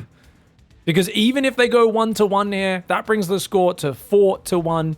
It's still going to be a victory. So, of course, we only play one map. If SERRAL wins the first map, if MARU wins the first one, he also needs to win the second. You are out of your chances. MARU, now is the time to bring out something pointy, something sharp, something delicious and delectable. And for me, I really feel like MARU's TVZ has looked uninspired recently. No sharp 8 racks timings. The macro play has not been really decisive enough, right? Like, he tried to play a biomine style, but he didn't go aggressive with the mines. So I was like, oh, he's playing mines. He saw how effective that was for Clem, but not really. Is it gas first, by the way? No, it's just a standard gas timing. Never mind. I thought we might see something a little more exciting for a second there. Gas first in TVZ, not something that's been around for a hot minute. And this is not going to be any different, just a barracks gas. I want to see something, you know, very pointy. Yeah, marine proxy all in. I don't know. I just want to see something a bit more inspired for MARU. And I think it really is something where SERRAL forces you to get out of your comfort zone, you know. There's so many players in StarCraft where even though it's a strategy game and they play different strategies, they really have styles that just work for them and they rely on. And SERRAL is the rare beast who will punish you for being predictable, who will punish you for doing the same thing over and over again, whereas he will keep on changing his style. And it's not to be too harsh on MARU, but I feel like at this point in your career, almost all of your efforts should be focused on coming up with builds to snipe SERRAL. And every time I watch them play, I don't get the feeling that MARU's been doing that. I don't want to make things. I'm not saying, oh, MARU doesn't care, whatever. Because I mean, they had a very good series, right? They did have a very good series at EWC. That one was actually way more competitive. That was very close. Honestly, what decided that series was maybe MARU being a little impatient in late game. So I mean, he did look really good there. Let's bring out. I'm trying to remember. There's so many series I've cast over the last few weeks, and I've been away on holiday, and I guess I need to rewatch that series to remember exactly what went down there. What did MARU do so well there? Right, because there was a... Because he did take 2 maps, wasn't it? Wasn't it 3-2 in the relegation match, I think? Oh, I could be totally wrong. Jeez, my memory's all over the shop, guys. I was sick yesterday. I gotta blame that, guys. This is my excuse for not remembering what happens in StarCraft games. So anyways, third base goes on the right side. SERRAL's just gonna go Ling speed into third base. You always go Ling speed on this map because that third base is so far away. And it's very hard to defend otherwise, especially against 2-Rex Reaper. I was 3-1. But it was still a good effort by MARU. Right. The final game was a late game, though, I think, right? On Oceanborn? I think it was. I feel like there was an Oceanborn late game that SERRAL won, which I feel like MARU could have won. Hellions ain't quite here. Yeah, gets a Marine and gets out of there. Good call. He knew the Hellions were about to pop. Nice move by SERRAL. All right, fully saturated on 2 bases in a moment. Then he'll rally over to the third base. Third command center's almost finished here. I liked the Viking earlier on in this series. Even though the Banshees haven't put him in bad positions, I don't know if it's fully paid off. I'd love to see MARU just rush a 4th command center after 3 barracks and just push to late game. On this map, maybe not the best style. Actually, on this map, I'd like to see him play super aggressive Marine tank timing attack. Probably an 8 rack since he's gone 3 command center. I think that's probably the best one. But he could even... I wouldn't mind the Spirit build. So I would like him to cancel Cloak after pushing this Overlord away. Maybe even send a 2nd Marine to the low ground to kill it. And then basically don't build SCVs once you hit 50 workers. So you float your 3rd down, you send a few workers, but you actually cut workers, get your 4th and 5th barracks up earlier than normal. pump out Marines and you hit a really surprisingly sharp Marine tank timing attack that just hits so hard, and it's way earlier than an 8 racks. Doesn't have as much follow through because obviously you're only at like 48, 50 workers, something like that. But it looks to the Zerg as if you're doing a normal macro build. They've seen a 3rd command center. They think, oh yeah, I'm safe. And then bam, it's like 6.5 minutes and you're already parading through the middle of the map with a massive Marine tank medevac. I'd love to see something like that from MARU. Whatever I'm looking for, it's spice. It's not standard play. 4th and 5th barracks coming up in the natural as well. Banshee goes in there. He did cancel Cloak, by the way. Step 1, I'm enjoying it. Ooh. Good Spore tricks, man. Good Spore tricks. Nice moves for SERRAL. 2 drones. Could have been much worse if he wasn't so good with the reaction there. Still non-stop worker production. Doesn't feel like it's going to be one of those pushes I was talking about. Yeah, because you can see he's prioritizing SCV production. Marine production's been pretty consistent so far, though. Double Evo Chamber, Baneling Nest, both coming down here. The lair is finished. Did he build spores? Only 1 spore. That's really good for SERRAL. The fact that he skipped on the spores because he realized Cloak was cancelled, that's awesome for him. Changeling's going to come in and scout. Marine spotted it, though. MARU's just not quite in range. So that's going to get a full scout. So these Marines like, oi, get back here. Wait, did they not click on it? Oh, apparently not. Yeah, he sees everything that's happening. SERRAL scouting, second to none. Creep spreading all across this map. 4th base is up. 71 workers for the Zerg. 58 for the Terran. This looks about as generic of a build as they come. There's only 1 tank. No consistent tank production. Just Marines, Medevacs, upgrades. I didn't mind the opening, but I'm not particularly enjoying the next step out of MARU right now because there's no consistent tank production, and tanks across these ledges is what really set up your future pushes. Tank and Hellions defending the 3rd is nice. 2nd factory goes down. Marines in the middle picking off a few creep tumors as well. How did SERRAL figure out that Cloak was cancelled? I think when the Overlord went back in, he might have seen it. I can go back and check at the end of the game if you guys want.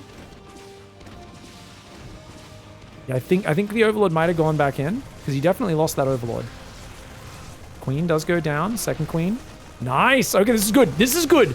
This is really good for MARU. Yes. Okay, MARU manages to snipe 3 Queens. Nice moves, nice moves. SERRAL's getting ready for a giant Ling Bane timing, though. If you move out with a big attack right now as MARU, that Ling Bane counter is going to ruin you. Not only that, I mean, he could even send it in now. SERRAL could literally just roll the Banelings in, and there's just not that many units to defend. But especially if you pick up 16 Marines and move out, which a lot of Terrans would do right now, that could be really bad. But look, luckily, he heads in the direction of the Ling Bane. This is good. MARU's finding him. SERRAL. Uh-oh. Oh, he just burrowed. He was in vision for a second. Did MARU notice? MARU didn't notice. It was in vision. He was in vision. Oh, SERRAL burrowing the army. Dude, those guys would have been trapped there otherwise. But he hides it. He unburrows, and now he moves out. SERRAL, you dirty genius. He's waiting for the Banelings to lead the charge. Banelings in front so he doesn't give away what's happening. And there we go. Banelings are going to burst through. Oh my god. At the same time, he rolls Ling Bane on the front army and clears half of the front army and clears everything on the rally at the same time. SCV's trying to evacuate right now. The SCVs are trying to evacuate. Baneling did burrow in the mineral line, by the way. That Baneling blows up on the gas randomly, dropping into the main base. SERRAL's going for the attack right now. SERRAL's bringing more units to the front while defending with his rally. Do you know how hard that is to organize? It's actually very hard. For SERRAL, it's easy work, though. As the tank goes down, all these SCVs are going to try and evacuate this base. MARU's doing great crisis management right now. He needs to defend this base as best he can. Ling's coming in from the front as well. Ling Bane trying to roll on top of his SCVs. Can he get them? Oh, 22 workers going down in this wave of attacks. Marines and Medevacs in the middle of the map trying to stave off, I should say, the Zerg advance and the Zerg reinforcements. MARU just took catastrophic damage. By the way, that Baneling could detonate and kill 3 SCVs whenever it feels like. I love that it's just sitting there, burrowed there, though, biding its time. Mass Ling Bane coming through the middle of the map, getting himself some good juicy hits. He's got Banelings coming in the north side as well. They're going to go straight for that 3rd mineral line. Right now, MARU is in a bad spot.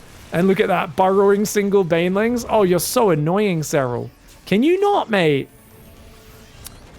Lingbane denying the 4th base from getting established up there. Maru's stuck in his corner, the naughty corner. Many people call this, but remember, SERRAL was doing this off 70 drones. He's not that high on economy. Widow Mines, not getting good shots just yet. He's looking for the big one. Has to pick up and try to pull back, but he already lost a lot of his units. He's got a few Hellbats in there unloading. Does he have enough to defend? If he can keep this mineral line alive, I think Maru might be okay, but the Lingbane seems to be crashing through, and losing those workers will be a problem. You can see the Marine Marauder down the bottom is going to be defending the Zerglings, but at what cost? He's already lost 5 SCVs. Good Mineral Walk plus Medevac healing combo actually keeps a fair few alive. Where does 4th base go, guys? Oh, it's floating to the other side now because he realizes he can't defend the north, but there's burrowed Zerglings everywhere. That burrowed Baneling's still hanging out in there, by the way, just waiting to be used whenever SERRAL feels like it. 2 2s on the way. Not only that, 5 Dropper Lords! Oh, dude, the usage of mass Zergling drops, that is honestly one of the biggest things in 2024. So many of SERRAL's victories are due to that. The Baneling detonates, gets those 3 SCVs I was talking about. This does get spotted by the Mine Drop, though. Mine Drop going across the map. Maru desperate to put some counter pressure on his opponent, but SERRAL sees it. He's ready for it, and you're not going to find much value over here, mate. Even with Drilling Claws, a couple of drones, that's about it. Mass Marine Mine moving forward in the north as well. Widow Mine Drop coming in on that base. Massling Bane finds the 4th base. Massling drop in the main as well at the same time. Few of the Banelings do catch the SCVs trying to escape.